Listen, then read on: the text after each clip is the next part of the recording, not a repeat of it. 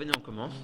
Alors, on est arrivé des Siyata d'Ishmaya, donc dans la Agdama, on est le Hamoud Dalet, et on est la Hoot Dalet, Velachen. כדי להקל על מי שרוצה לבוא בשערי תורת השם ולהתחיל ללמוד קבלה וסודות התורה וטועמי החיים זכו. Donc nous dit le Rav, c'est la raison pour laquelle j'ai voulu simplifier la vie de tous ceux qui veulent rentrer dans l'étude des secrets de la Torah et l'étude de la Kabbalah.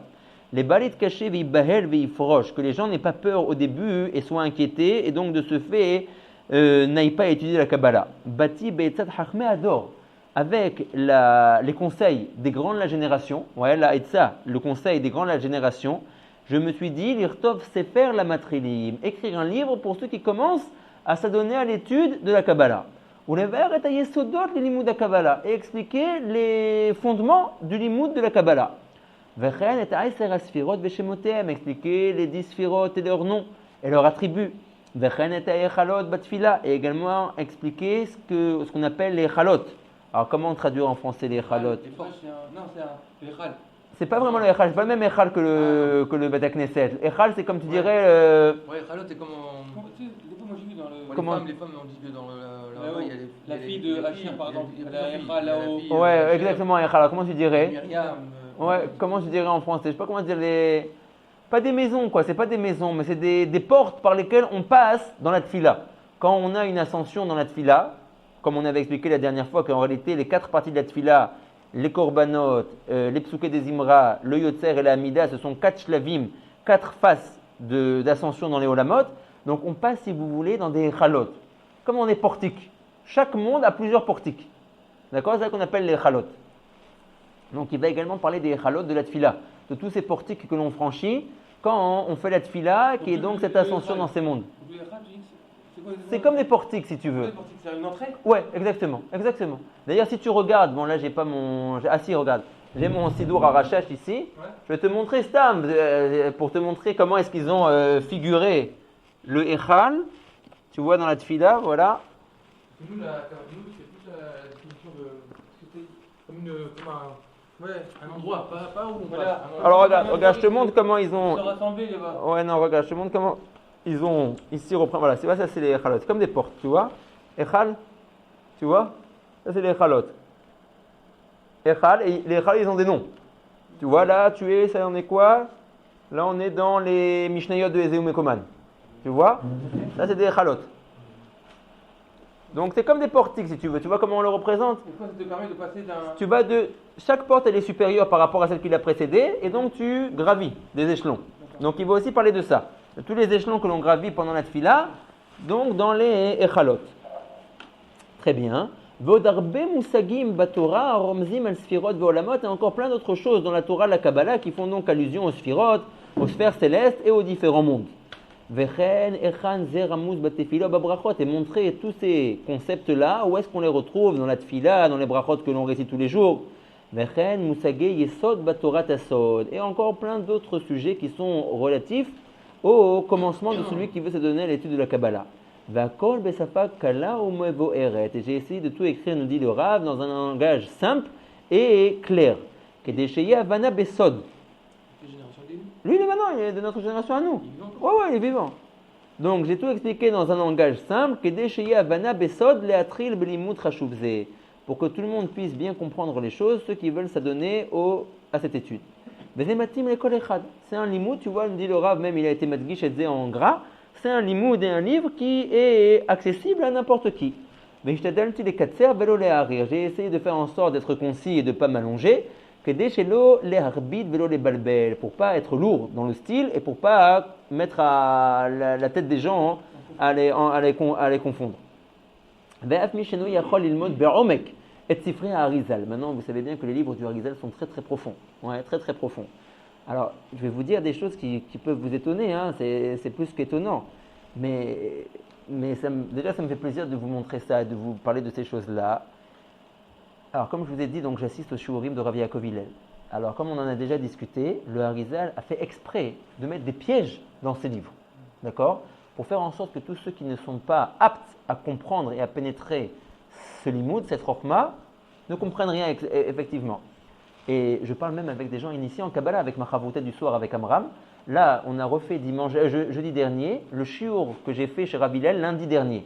Il nous a montré comment un passage entier dans le Etzraïm, il nous a dit, excusez-moi du thème, il a dit tout ça, tout ce que vous voyez, tout ce drouche-là est tout faux.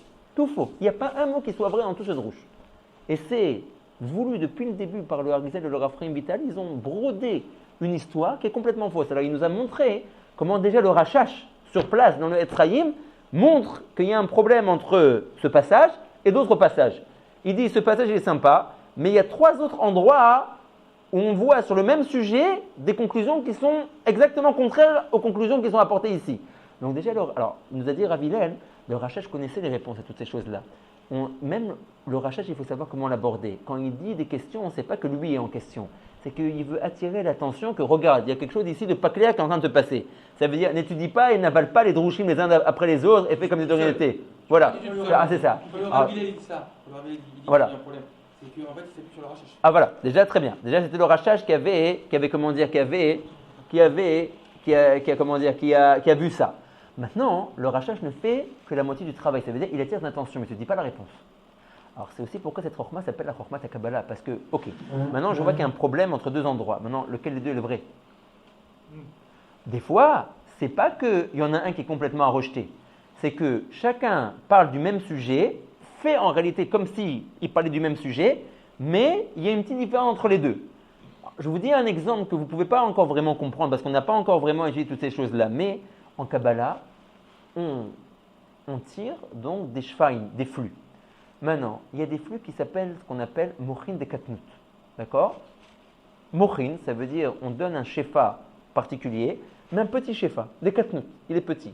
Maintenant, dans certains autres moments, dans l'action, alors ça peut être par la tfila, ça peut être par une mitzvah que tu accomplis, etc. etc. Par exemple, alors, je vais te dire dans une seconde. Donc ça c'est un petit flux, ça s'appelle mochin de katnut. Maintenant, il y a un autre flux qui s'appelle mochin de gadlut. D'accord? Donc c'est un flux, mochin. Ça vient donner du savoir, on va dire, des mochin, mais des gadlut, c'est quelque chose qui va donner quelque chose d'important. Par exemple, chaque fois que tu prends un verre dans ta main et que tu fais une bracha de shakol, alors je dis shakol, mais c'est n'importe quelle bracha au monde, ça peut être borimini mezonot, ça peut être litatev betitit, etc., etc. Baruch ata Hashem Elokeinu melech haolam, par tous ces mots-là, tu tires le petit flux. Tu es en mode de ce qu'on appelle l'imshor mochin de katnut. Après melech haolam, litatev betitit, shakol ni avidvaro, etc., etc., là tu tires un flux qui s'appelle mochin de gadlut. Toujours c'est comme ça. Parce que, alors c'est marqué velo yiraou panay rekam. Tu ne peux pas tirer un grand flux si d'abord tu n'as pas tiré le petit. Donc en fait, le but toujours, c'est d'essayer de tirer le maximum. Maintenant, il y a des voies à prendre. Tu ne peux pas directement avoir accès au grand flux. Tu dois d'abord appeler le petit, et après, il y a encore tout un talir à faire, mais une fois que tu as appelé le petit, tu peux avoir accès au grand. Donc toujours, le but ultime, c'est d'arriver au grand. Maintenant, il y a un procédé. Tu ne peux pas y avoir accès directement. Tu dois d'abord avoir accès au petit, et après, mais une fois que tu as eu accès au petit que tu as tiré, tu dois encore passer par certains chemins et tu peux avoir accès au grand flux. Donc, si tu veux, tout ça, ce sont des sujets qui sont traités dans le Etzraïm. Donc, il y a ce qu'on appelle ce sujet-là, tirer des flux. Ok, être mosher shefa.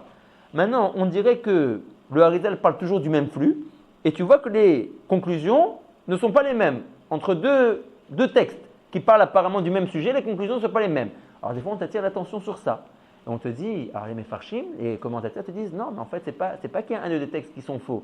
C'est que, sans le dire, une fois le Rav parle des mochin des katnut, et une fois le Rav parle des mochin des gadlut. Donc c'est le même sujet, si tu veux, c'est attirer ces flux-là, mais sans te dire qu'il a changé, il te fait comme s'il parlait toujours du même. Alors c'est pour ça que tu arrives à une conclusion qui n'est pas la même. Parce que pour tirer un petit flux et pour tirer un grand flux, il ne faut pas procéder de la même manière.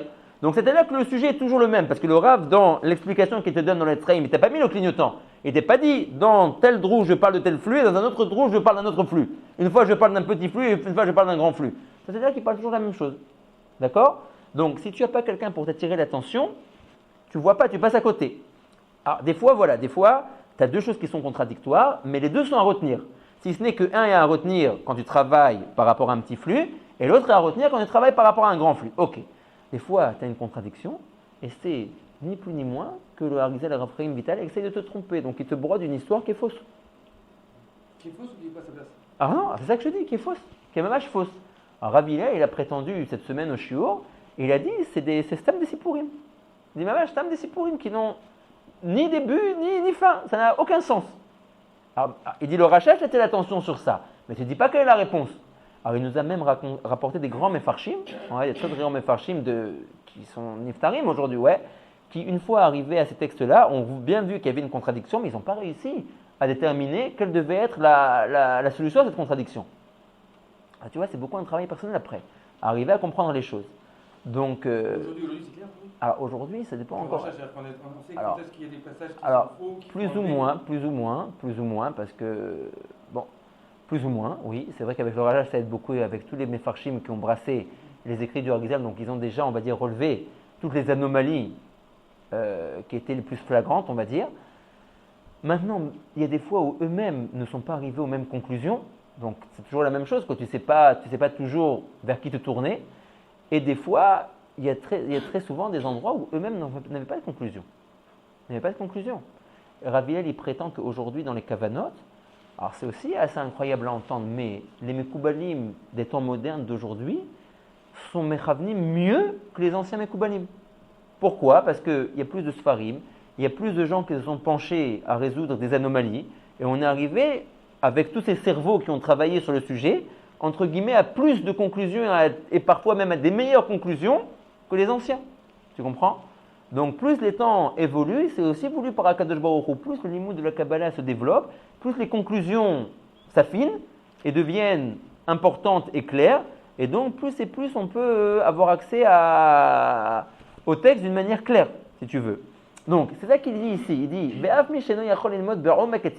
même celui qui ne peut pas étudier de manière profonde les textes du Harizal. Pourquoi d'une manière profonde? Parce que les textes du Harizal ne sont pas étudiés d'une manière superficielle. Pourquoi? Parce que si tu les étudies d'une manière superficielle, tu ne comprendras rien. Ça a l'air, si tu étudies d'une manière superficielle, que ça n'a ni début ni fin, ni tête ni queue, excusez-moi de l'expression, ouais, qu'il n'y a pas une... Tu passes pas 10 pages sans qu'il y ait plein de contradictions avec les pages que tu avais vues avant. Donc si tu ne peux pas prendre du temps et voir les choses de manière profonde pour arriver à concilier tous ces problèmes-là, ça ne vaut même pas le coup de commencer. Tu ressortiras plus embrouillé à la fin que ce que tu étais au début. Alors il dit, donc si tu n'as pas la force de pouvoir faire ce travail-là directement avec les textes de Kabbalah du Harizal, ou Yachol, Aliede Seferzel et Kabel Musagim Betorat Asod, au moins avec mon livre que tu vas étudier, tu pourras avoir les connaissances rudimentaires du limoud de la Kabbalah. Et ça, tu verras que c'est quelque chose de simple à acquérir pour n'importe qui. Donc ici, il nous a déjà vachement simplifié le travail. Aval Muftachani, donc je suis sûr, Shaliede Seferze, Yachol Kolechal, Lemsher Belilmod Besifra Harizal. Alors là, déjà, c'est quelque chose de très important. Il nous dit si quelqu'un fait consciencieusement l'étude de ce Sefer-là, ça sera pour lui un très bon tremplin pour après avoir accès au texte du Harizal d'une manière beaucoup plus sûre. Avec qui il étudie? Alors lui, apparemment, c'est un élève de Rabbi David Batsri et aussi de Rabbi Benyamin Shmueli. Tu vois, il a les deux askamot au début du Sefer. Ouais, de Rabbi David Batsri et de Rabbi Benyamin Shmueli. Bah regarde, on va regarder. Viens, on va regarder combien ça fait qu'il a écrit. Donc lui, si tu veux, ça doit faire longtemps. Bah il a écrit en tâche hâte. Donc ça fait non, quoi, en tâche pas. Ouais. Donc ça fait 3 ans. 3 ans. Et toi, quand tu as commencé à prendre Kabbalah, tu n'as pas ce livre? Non, ça n'existait pas. Alors moi, j'ai pris des livres qui étaient encore beaucoup plus loin, si tu veux, qui rendaient pas les choses tellement accessibles. Ouais. Par exemple. Alors, moi, j'ai étudié un livre qui s'appelle Shomer Emunim Akadmon, qui a été écrit par un contemporain du Ramchal. Alors, c'est écrit dans un... Ouais, Shomer Emunim Akadmon, il y a 2 Shomer Emunim. Ouais, pas le Shomer Emunim aujourd'hui de Rabbi Aaron Rata, non, pas lui. Un autre. D'ailleurs, on l'appelle Akadmon pour le différencier de ce Shomer Emunim là. Donc lui, il s'appelait le Rav Yosef Irgas, il est contemporain de l'époque du Ramchal. C'était un chacham italien.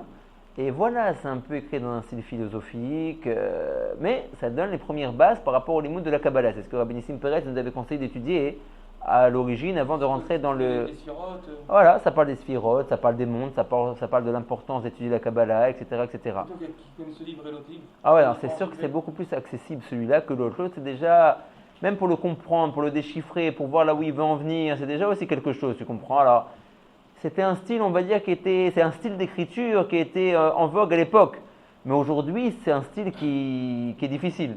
Une Tu fois vois. que tu as fait ces livres, en fait, tu es capable de prendre un livre du extrême, il est fort Enfin, il a dit Alors- ma sorette, tu peux pas. Alors, sans Massorah, c'est très difficile. Oui. Mais Même si je vais te dire une chose. Il y avait un grand Chacham Ashkenaz qui habitait à Bnei Brak, qui est décédé il y a environ 3 ans, que moi j'ai étudié. Alors, je l'ai rencontré, je lui ai parlé plusieurs fois. et j'ai étudié avec des grands élèves à lui. Moi, à l'époque où je me suis intéressé à la Kabbalah, il était déjà très vieux, il étudiait lui-même plus, il formait plus d'élèves, quoi, si tu veux, mais il nous a envoyé chez un très grand élève à lui, on a appris chez lui. En tout cas, lui, c'était un Chacham Ashkenaz. Ouais, c'était un élève du Chazon Ish, figure-toi. Rav Shraya Davlitsky. Très connu. Il était décisionnaire aussi, à l'Afrique. Très, très ami avec Rav Ovadia. Il était d'ailleurs très ouvert. Très ouvert d'esprit. Il était Chacham Ashkenaz, donc il était élève du Chazon Ish. Il n'avait aucun problème dans ses responsables à rapporter Rav Ovadia, à rapporter le Ben Ishraï, à rapporter le Kaf HaChaim. Il n'avait absolument aucun problème. Il a également écrit des livres d'éthique à rapporter Rav Kook. Ouais, en plein Mnebrak, il vivait. Il était élève du Chazon Ish. Il était ouvert à tout le monde. Mamash, il était ouvert. Hein? Ouais, il était ouvert à tout le monde. Et d'ailleurs, Rav Ovadia lui-même le ramène dans ses livres. Ouais, parce que voilà, c'est un ami à lui, etc. Rav Shraya Davlitsky. Il a écrit plein de livres. Plein de livres. Et il a aussi écrit plein de livres de Kabbalah. Tu vois, c'est la recherche de la vérité. Lui, imagine-toi, déjà dans le monde sfarad, aujourd'hui, ça donnait à la Kabbalah, c'est difficile. Imagine-toi dans le monde lituanien. N'en parlons même pas. Et puis lui, il était l'élève du Chazon Ish. Imagine-toi encore pire, quoi. Tu vois. Mais tu vois, c'est ça la recherche de la vérité. C'est que, eh bien, s'il faut se mettre en marge de certaines personnes, eh ben, on sera en marge de certaines personnes. Comme on dit, on ne peut pas plaire à tout le monde. Tu comprends? On ne peut pas plaire à tout le monde. Ça ne veut pas dire, oui, qu'il faut plaire à personne. Oui, non, ça c'est important aussi, tu comprends? Comme je l'ai dit la dernière fois, il ne faut pas se mettre en marge. Mais il y a des croisements de chemin où des fois, alors, tu fais ton maximum pour arrondir les angles et pour être bien avec chacun. Mais si maintenant il y a des gens qui sont trop obtus, ouais, qui sont trop fermés, ben, ça leur déplaît. Tant pis pour eux. Tu peux pas plaire à tout le monde. Tu peux pas plaire à tout le monde. Mais tu sais ça déjà d'où on le sent. C'est de la Megillah, que c'est marqué à la fin de la Megillah, que Mordechai était Ratsou, il était agréé, les Rov et Chav, par la majorité de ses frères. La Gemara les rejette, pas de tous ses frères, de la majorité de ses frères. Pourquoi? Parce qu'on ne peut pas plaire à tout le monde, c'est comme ça. Ouais, depuis que le monde est monde, c'est comme ça. Donc tu vois, ça c'est en tout cas la recherche de la vérité. Lui, ce Rav-là, bien que lituanien, il a découvert que la Kabbalah c'était un limoud, une étude qu'il voulait aborder, et en profondeur. Hein. Lui, ce Rav Davlitsky, faisait Chavruta tous les jours avec le fils de Rabbi David Batsri. Rabbi Moshe Batsri qui habite à Bnei Brak. Ouais. Bon, ils ont un grand décalage d'âge, si tu veux. Alors, je vais vous raconter même encore plus. Ce Rav-là, en fait, venait d'une famille de nantis. Ouais, il était très riche, si tu veux. Ouais, son père était très riche. Donc, ils sont arrivés avant la Seconde Guerre mondiale en Eretz Israël et ils ont habité à Tel Aviv. Et son père, à ce Rav Davlitsky, avait une fabrique de chocolat. D'accord? Une usine de chocolat et tout. Et donc, il vivait très très bien. Après son mariage, le Rav Davlitsky est monté à Yerushalayim. Ouais, il a vécu à Yerushalayim, peut-être que sa femme était de là-bas à l'origine, je ne sais pas. Et puis là, tu ne vas pas croire. Ouais, comme ils étaient aisés, oui, ils avaient une femme de ménage. Bon, très bien, ils avaient une femme de ménage. Qui était la femme de ménage?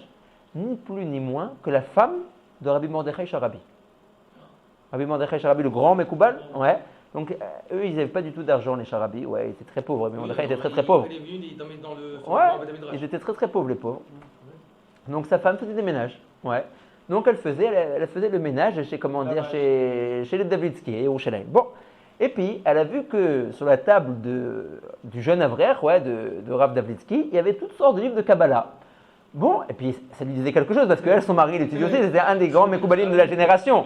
Donc, elle a bien vu qu'il y avait des livres en commun. Alors, elle a dit à la femme de Rav Davlitsky, elle a dit, ton mari s'intéresse à la Kabbalah? Alors, elle a dit, oui, bah, voilà, comme ça, quoi. Elle a dit, écoute, dis, mon mari s'y connaît en Kabbalah, ça peut être bien qu'il se rencontre, parce que mon mari, il peut aider ton mari. Moi, il était très versé, mon mari, en Kabbalah et tout. Donc, c'est comme ça. Et c'est devenu son Rav. Tu vois, le Rav Davlitsky était beaucoup plus jeune que le Rav Mordechai Sharabi. Il l'appelle Mori Verabi dans ses livres. Ouais, il a étudié pendant 2 ans avec lui la Kabbalah. Pendant 2 ans, il a étudié. Donc, tu vois, une ouverture d'esprit. Tu vois, lui, venant de Russie, il est parti chez un Chacham Temani, habillé en galabeya et en tarbouche blanc. Ouais, mais tu vois, l'ouverture, ça c'est positif. Donc, voilà. Donc qu'est-ce que lui, il disait? Donc, pourquoi est-ce que je vous ai parlé de lui, en fin de compte? Je voulais vous dire quelque chose par rapport à lui. Oui, alors lui il écrit quelque chose de très important, c'est peut-être pour en revenir à votre question. Il dit qu'aujourd'hui, alors lui il donne réponse à des gens qui disent qu'aujourd'hui de toutes les manières c'est stupide de se donner la Kabbalah parce qu'on n'a plus vraiment de tradition, on n'a plus de Massoureh, donc on ne peut pas vraiment comprendre les textes et les gars qui étudient ils font semblant parce qu'ils ne comprennent rien en réalité, il n'y a plus vraiment de transmission. Il dément complètement, il dit comme quoi c'est n'importe quoi, et il écrit quelque chose de fulgurant, il dit qu'aujourd'hui n'importe qui a un niveau intellectuel moyen, il n'est pas érudit, moyen. Il dit qu'il peut comprendre tous les textes du Harizal comme il se doit, s'il cède des livres qui ont été écrits aujourd'hui pour, entre guillemets, vulgariser et rendre accessibles ces textes-là, et que de temps en temps, il se réfère aux autorités de Kabbalah de la génération. Ouais, il dit qu'il existe dans n'importe quelle génération, parce que Akadosh Baruch Hu n'oublie jamais son peuple et qu'il ne veut pas que ce soit un limoud qui n'est plus de Hemsher. Donc il dit dans toutes les générations, il y a des gens qui s'y entendent dans cette étude-là, qu'on peut aller questionner. Il dit que voilà, n'importe qui a une capacité moyenne, il peut tout comprendre. Si jamais, il dit, il étudie convenablement et qu'il s'entoure des bons livres. Donc, le problème, on va dire, entre guillemets, du limoud de la Kabbalah, c'est que c'est long. Tu comprends? C'est pas comme la Gemara où très vite, tu peux brasser les dapim et les dapim, commencer à faire des siyumi, mais ça donne du sipouk, tu comprends? Ça donne envie de continuer quand tu vois que voilà, tu as fini Masechet Brachot, tu as fini Masechet Shabbat, etc. Tu vois que tu avances. Là, voilà, tu vois, entre guillemets, tu peux étudier pendant 15 ans en web, à droite, à gauche, avec des rabbanim, un peu sans rabbanim, tu fais un peu cavalier seul, tu arrives à un shiur, tu tombes des nues, et ben quelqu'un te dit, en réalité, mon cher ami, tu as toujours cru que tout ça c'était vrai, et ben voilà, je te fais découvrir que tout ça c'est faux. Ouais. Alors tu vois, c'est difficile, c'est ça que je vous avais dit aussi au tout début. C'est la remise en question totale, c'est pour ça aussi que donc il faut être très élastique. Ça veut dire que tout ce que tu apprends pendant des années, un beau jour on peut arriver et te dire, mais tout ça était faux. Tout ça a été faux. Tu fais la tefila à qui? Auprès de qui tu as été mis deux Voilà. Ça aussi, ça s'appelle Zer Anpin Venugbe. Ouais, alors ça aussi, c'est des choses. Tous ces trucs-là, il faut comment dire, tous ces trucs-là, il faut les comprendre, il faut les ingérer, il faut en discuter, etc. En tout cas, voilà, il faut être élastique et il faut être persévérant et il faut être patient, très très patient, parce que c'est pas vraiment une étude où tu peux faire du chiffre. C'est pas comme le pshat où voilà, tu peux brasser, tu fais du chiffre. Tu dis, ah voilà, j'ai encore fait une masechet, encore fini un CDR, etc. Dans le Etzraïm, tu comprends, quand tu te prends, 4-5 heures, si tu as fait 4-5 lignes, c'est bien. Tu comprends? 4-5 lignes et que tu les as bien compris, c'est bien. Tu comprends?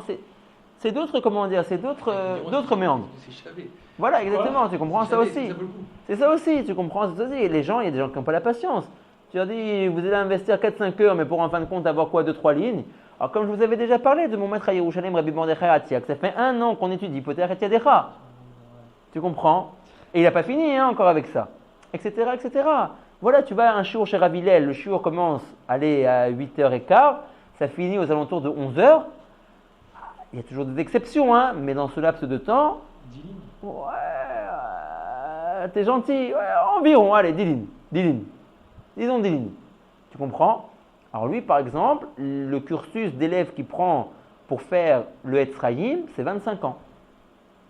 Tu comprends? Alors, quand tu penses que tu as fait 25 ans et qu'encore, ne crois pas que c'est bon, tu prends les 25 ans, tu as tout compris. C'est genre la première couche pour te débrousser le terrain. Après, il faut encore beaucoup réfléchir et travailler les textes. Donc voilà, c'est un peu la difficulté de cette étude. Donc là, on a la chance que si on parcourt un petit peu ce livre d'un bout à l'autre, on va déjà avoir une connaissance générale. Ça va déjà nous enlever plusieurs erreurs qu'on aurait pu tomber dans plusieurs pièges et ça débroussaille le terrain. D'accord. Donc, il dit que celui qui fera convenablement ce livre-là, il pourra après ça étudier et appréhender les textes du Harizal. Avec lui aussi, il dit si jamais il fait en sorte d'étudier aussi avec un Mekoubal qui s'y entend, cette étude de la Kabbalah est très importante et indispensable pour tout à chacun. Celui qui étudiera convenablement ce recueil verra que sa prière et ses bénédictions vont complètement changer de tournure et d'aspect. Tout son service de Akadosh Baruch Hu va également changer. Comment? Il va avoir une nouvelle connaissance de son Créateur. Il va commencer à le servir avec amour, et avec joie et liesse. Et il va rajouter sur ses connaissances et pouvoir avoir accès à des domaines de compréhension qu'il n'avait jamais eu auparavant. Venikra Sefer Torah Tasfirot, donc il dit à la fin de son préambule, j'ai appelé le livre Torah Tasfirot, qui beika ou medaber aleser asfirot veshemotem, parce que l'essentiel du livre va parler des 10 sfirot et de leurs noms. Vechen haechalot, ça va également parler donc de ces 10 portails, portiques qu'on appelle les echalot. Vechen mikumam vakavana shelaim betefilo babrachot, et de leur emplacement dans les mondes spirituels et de l'importance qu'ils jouent par rapport aux prières et aux bénédictions. Vod inyanim rabim benose sfirot, et encore plein d'autres sujets qui vont être relatifs aux sfirot. Vechen bebiur sfirot veshemotehem. Velachen ze nikra Torah, sheyesh kan ta'amim vezvarot, kedei lamchish lekol mi shematchil litrom et Torah tasod. Donc il a appelé ça Torah, qui veut dire l'explication des sfirot. D'accord? Donc, allons-y. Voyons voir. Donc ça commence en page Yud Aleph. Après le Tochen Enim. Vous l'avez Yud Aleph? Ouais, donc Bechiyuv Alimud Betorah Tasod, ou Mi Shelolomed Me'acher et Geoula. Donc déjà ça commence très fort. Il prétend, mais encore une fois, à la pluie décrit que celui qui n'étudie pas la Kabbalah retarde la Geoula. Me'acher il retarde et Geoula, la délivrance du Ham Israël. Mevoa Bemidrash Mishle ala Pasuk Lo Yara'iv Hashem Nefesh Tzadik. Le pasuk dans le livre des Proverbes de Shlomo Ameler, donc de Michelet, nous dit que Akadosh Baruch Hu ne fera pas être affamé l'âme du tzaddik. Chez l'homme aspik la asot bemikra ou Mishnah et Talmud ou Midrash. Ça ne suffit pas de seulement s'adonner à l'étude du Mikra, qui sont les versets de la Torah, de la Mishnah, du Talmud qui est la Gemara ou du Midrash. Et la chayav la asok bemaaseh merkava, l'homme se doit également d'étudier ce qu'on appelle maaseh merkava, qui est donc le limud à Kabbalah. Celui qui n'a pas étudié la Kabbalah sera puni littéralement le Olam Haba dans l'autre monde. Uva benefesh achayim. Qui dit ça? Le Nefesh Achayim, qui était l'élève du Gaon de Vilna, Rabbi Chaim Ivologin. Bayen, voilà. Sefer Shomer Emunim Akadmon. Tu vois, tu m'as demandé quel sefer moi j'avais fait, le voilà, tu vois, il le ramène. Mais tu vois, il le ramène encore déjà travaillé. Il ne te ramène pas le langage du Shomer Emunim. Il a déjà travaillé le Shomer Emunim, il dégage l'idée et il te dit que la référence est là-bas, dans le Shomer Emunim Akadmon. Vikuach Aleph, Ot Kaftet jusqu'à la Met Gimel. Vechen Katou Bezoar Akadosh. Vikuach, alors pourquoi Vikuach? Alors déjà, qu'est-ce que ça veut dire Vikuach? Ça veut dire en fait, comment tu traduirais Vikuach? Discussion, voilà exactement. Pourquoi? Parce que figure-toi qu'à l'époque des Rachamim italiens, c'était comme je t'ai expliqué en vogue, d'écrire leur écrit en forme de dialogue entre deux personnes. Avec qui là? Alors, c'est deux personnages, non, c'est deux personnages inventés. Deux personnages inventés. Si tu veux, il n'y a pas mieux pour que j'exprime mon point de vue, plutôt que de faire venir mon adversaire. Donc tu me poses des questions contre mon point de vue et moi ça me fait expliquer, développer, mechadel mon point de vue. Donc ça se faisait beaucoup sous forme de vikouar. Donc ces deux personnages complètement inventés dans ce livre, en l'occurrence Shomer Emunim, un qui est Mekoubal, qui s'appelle Yehoyada, donc celui qui sait. Et un qui est Pashtani, qui ne s'adonne qu'à l'étude simple de la Torah, qui s'appelle Sha'altiel. Donc c'est un jeu de mots pour dire Sha'altiel, celui qui questionne. Tu comprends? Donc Sha'altiel questionne Yehoyada, celui qui sait, celui qui est Mekoubal. Et donc toute la discussion est qui te dit que la Kabbalah est vraie, d'où ça vient, a-t-elle été donnée à Moshe au Mont Sinaï? Si oui, pourquoi on l'a redécouvert que ces dernières années et qu'on ne la connaissait pas entre l'époque des Tanaïm jusqu'à maintenant? Et voilà. Ah ouais, mais après Rabbi Shimon, c'est perdu. Donc après l'époque des Tanaïm, pourquoi ça s'est perdu? Qui dit que le Zohar c'est vraiment Rashbi qui l'a écrit? Voilà, toute une discussion comme ça. Alors le Ramchal, par exemple, vous allez être étonné de savoir que le Chacham, qui était lui aussi un sage italien de l'époque, il a également écrit ses livres en forme de discussion, en forme de dialogue. Par exemple, le Ramchal, il a voilà, exactement, Derech Hashem, c'est en forme de dialogue. Qui d'autre encore? Da'at Tvuna. Da'at Tvunot, pardon, du Ben Ishraï, c'est une discussion entre le Sechel, l'intellect, et l'âme, et la Neshama. Tu vois? Alors, c'est inventé, mais c'est de nouveau la même chose. Le Mesilat Yesharim, il a écrit, oui, le Kuzari, maintenant le Mesilat Yesharim, il a écrit sous deux volets. Nous, aujourd'hui, on connaît que le Mesilat Yesharim, ce qu'on appelle Seder Aprakim. Ça veut dire, mais il a écrit au début en forme de dialogue, également. Et aujourd'hui, on a la forme de dialogue, on l'a retrouvé.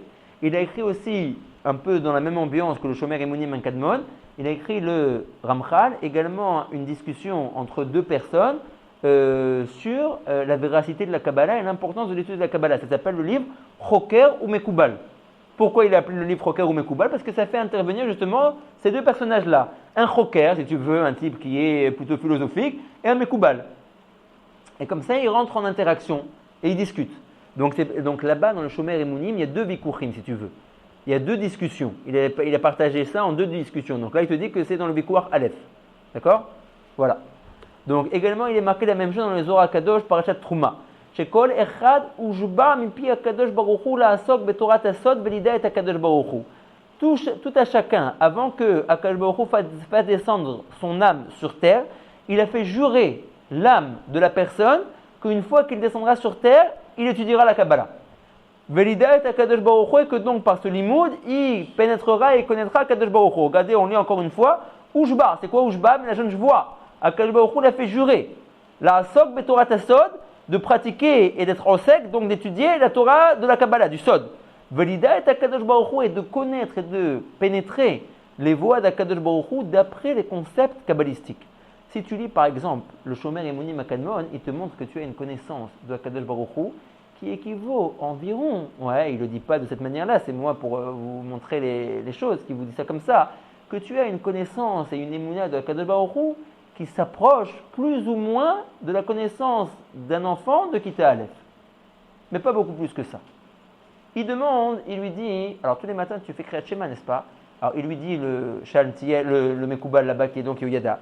Il lui dit, tu dis Hachem Echad. Il dit, mais tu peux m'expliquer qu'est-ce que tu insinues quand tu dis que Akadosh Baruch Hu il est un? Il dit, si ça se trouve. Il dit, je sais pas, il lui dit, peut-être que je suis mauvais en maths. Il lui dit, mais 2 demi, ça fait 1, n'est-ce pas?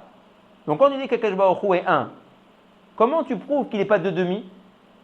Par ce 1, c'est qu'il est 2 demi qui font 1. C'est bon. Et puis il lui dit, je ne sais pas chez toi comment tu comptes, mais après 1, il y a 2. Donc Akadosh Baruch Hu il est 1, mais qui vient après lui?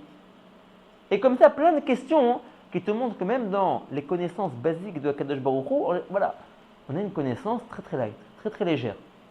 Comme on disait la dernière fois, la vraie Emouna et la vraie connaissance d'Akadosh Baruch Hu, tu ne l'as qu'à partir du moment où tu pénètres les textes de Kabbalah. Sinon, voilà, tu as une connaissance qui est très très superficielle.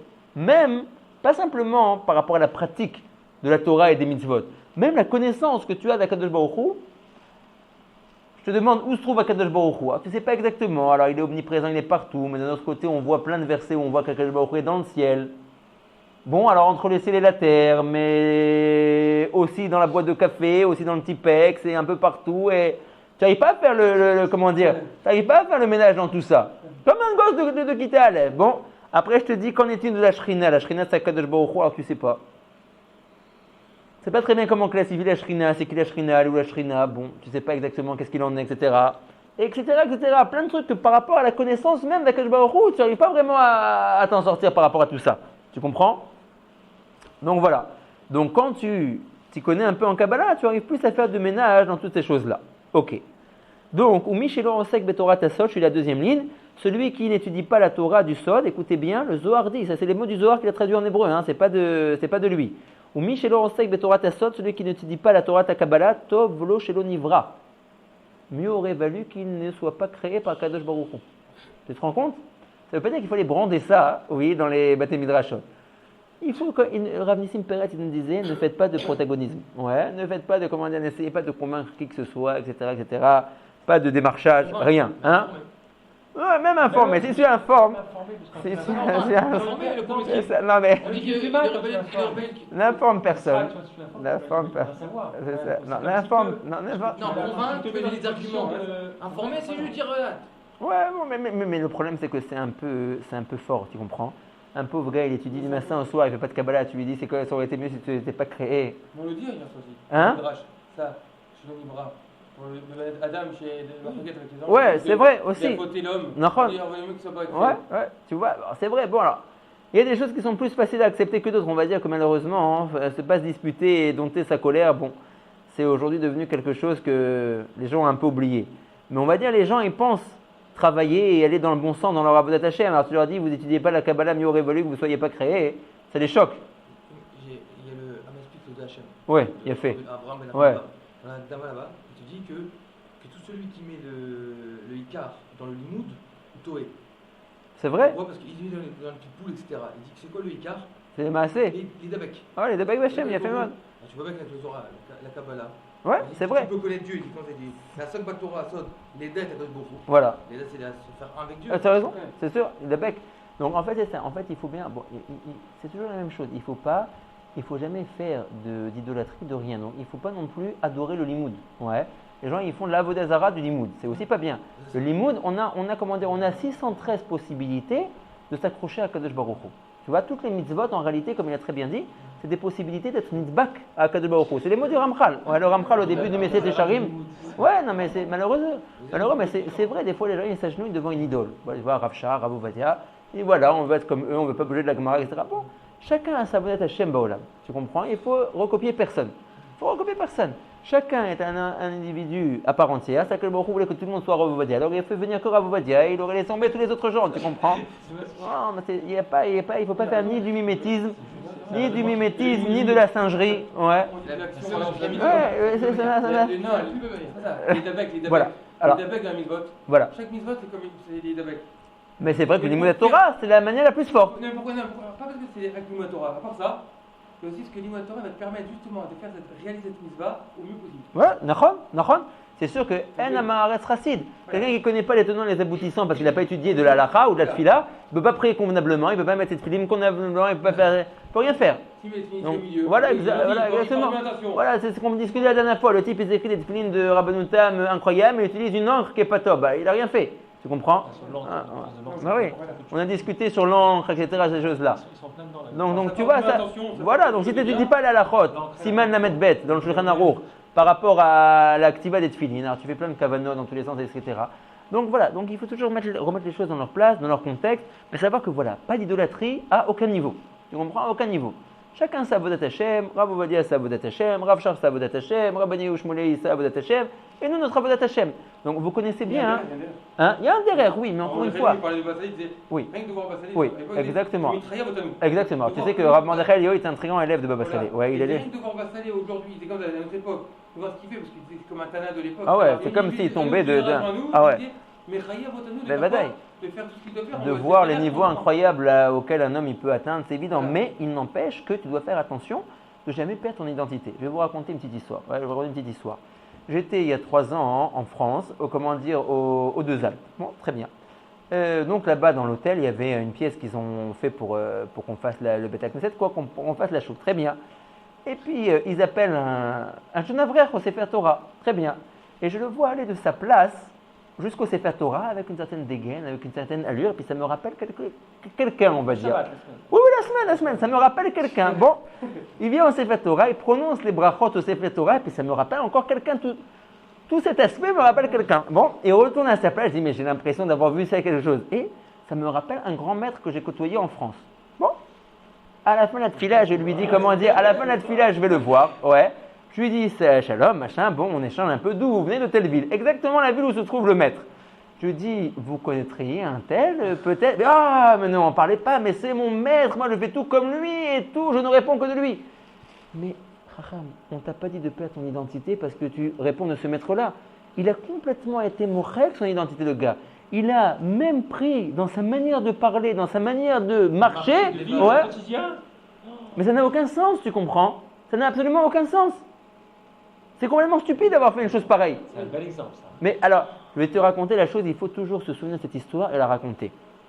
À Purim, oui, un des plus illustres élèves de Rabbi Israël Salanter s'appelait Rabbi Naftali, mais Amsterdam. Ouais, il venait de la ville de Amsterdam. Donc Rabbi Israël Salanter, c'est juste un peu avant le Chafetz Chaim, d'accord? Donc c'est, on va dire quoi, les années 1850, comme ça, même pas, mais 1900. Ouais, 1850-1900. Donc, il était un très grand maître de Moussa, très grand maître d'éthique, etc. Donc, vous devez la connaître, l'histoire. Donc, son élève de prédilection s'appelait Rabbi Naftali mais Amsterdam. Très bien. Et, pendant le Mishneh de Purim, Rabbi Naftali mais Amsterdam a dit à Rabbi Israël Salanter qu'il voulait une bracha. Ok. Alors, il lui a demandé quelle bracha tu voudrais. Alors, Rabbi Naftali mais Amsterdam lui a dit comme ça. Il lui a dit, je voudrais avoir le cœur, oui, du Baal Yesod Veshoresh Avoda. C'était un très grand rave qui était déjà décédé depuis très longtemps, mais qui avait un cœur incroyable. On dit qu'une fois que lui il est décédé, tous les gens fortunés de la ville ont voulu reprendre ses grandes causes. S'occuper des veuves, s'occuper des orphelins, etc. Ils n'ont pas réussi. C'est-à-dire le Rav avait un tellement grand cœur et s'occupait tellement, ouais, que même eux, avec l'argent qu'ils avaient, ils n'ont pas réussi à reprendre toutes ses œuvres. Truc incroyable. Donc il lui a dit, je voudrais le cœur du Yesod Beshoresh Avoda. Il dit, je voudrais la bonne tête, ouais, savoir bien étudier, comme le Shahagatarié, qui était le Rav de Metz en France, il y a aussi du siècle d'avant. Et avoir les bonnes midotes comme le Rav, comme Rabbi Israël Salanter. Ouais. Donc il lui a dit, je voudrais avoir le cœur du Yesod Veshoresh Avoda. On a déjà parlé de lui une fois, vous vous souvenez? Il a dit, je voudrais avoir la bonne tête du Shahagatarié, le Rav de Metz, ouais, et je voudrais avoir les bonnes midotes comme le Rav, comme Rav Israël Salanter. Alors Rav Israël Salanter lui a dit, je te fais une bracha que tu es le cœur de Naphtali, les midotes de Naphtali et la tête de Naphtali. Tu comprends? Il a dit, mais c'est quoi ces paroles? Il dit, alors et à la fin quoi? Tu vas faire un mix de tous ces gens-là. Ça n'a pas de sens, il lui a dit, tu comprends? Que le Baruch Hu, il a une fois fait descendre le Shagatarié, il a une fois fait descendre Rav Israël Salanter, il a une fois fait descendre les Yesod Veshoua Shaboda. C'est fini, oui. Toi, il te veut avec ta tête à toi, avec tes midotes à toi, avec ton cœur à toi. Il n'y a pas de singerie, tu comprends? Il n'y a pas besoin d'aller imiter l'un ou l'autre. Attends, imiter, on n'est pas là pour imiter. Oh. Alors on dirait une fois de Bassalé, Oh. c'est le derrière. Mais même ça, il faut faire attention, quel derrière, tu comprends?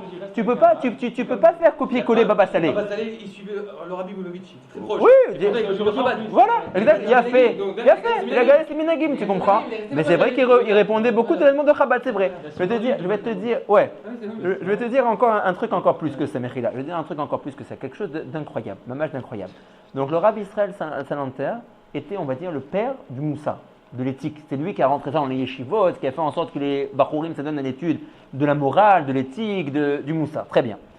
Et quelque chose d'incroyable, donc il avait des très grands élèves de prédilection, et ces élèves ont fondé des écoles de Moussa radicalement différentes, et presque opposées dans leur approche du Moussa. Alors on leur a demandé, on leur a dit, mais je ne comprends pas, vous étiez tous chez le même maître. Comment vous avez pu fonder en gros 3 écoles? C'est ce qu'on appelle Slabotka, Novardok et Kelem. D'accord? 3 écoles en Lituanie de Moussa radicalement opposées. Slabotka, c'est ce qu'on appelle Romemut Adam, montrer comment l'homme juif est quelqu'un d'important, de grand, toujours être à 4 épingles, bien propre sur soi, érudit, l'image, voilà exactement. Ah oui. C'est ce qu'on appelle Gajout Adam.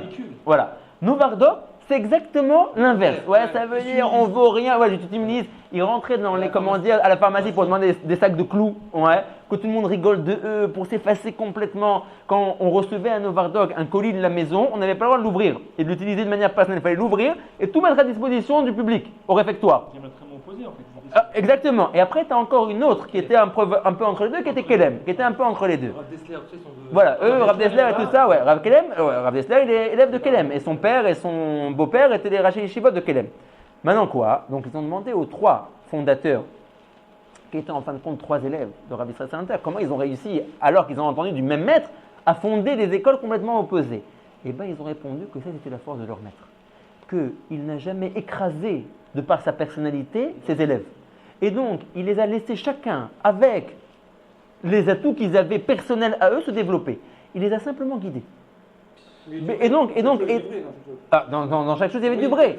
Mais ça veut dire qu'ils n'ont pas été écrasés par la personnalité du maître. Tu comprends? Aujourd'hui, au contraire, vous voyez qu'il y a beaucoup de gava.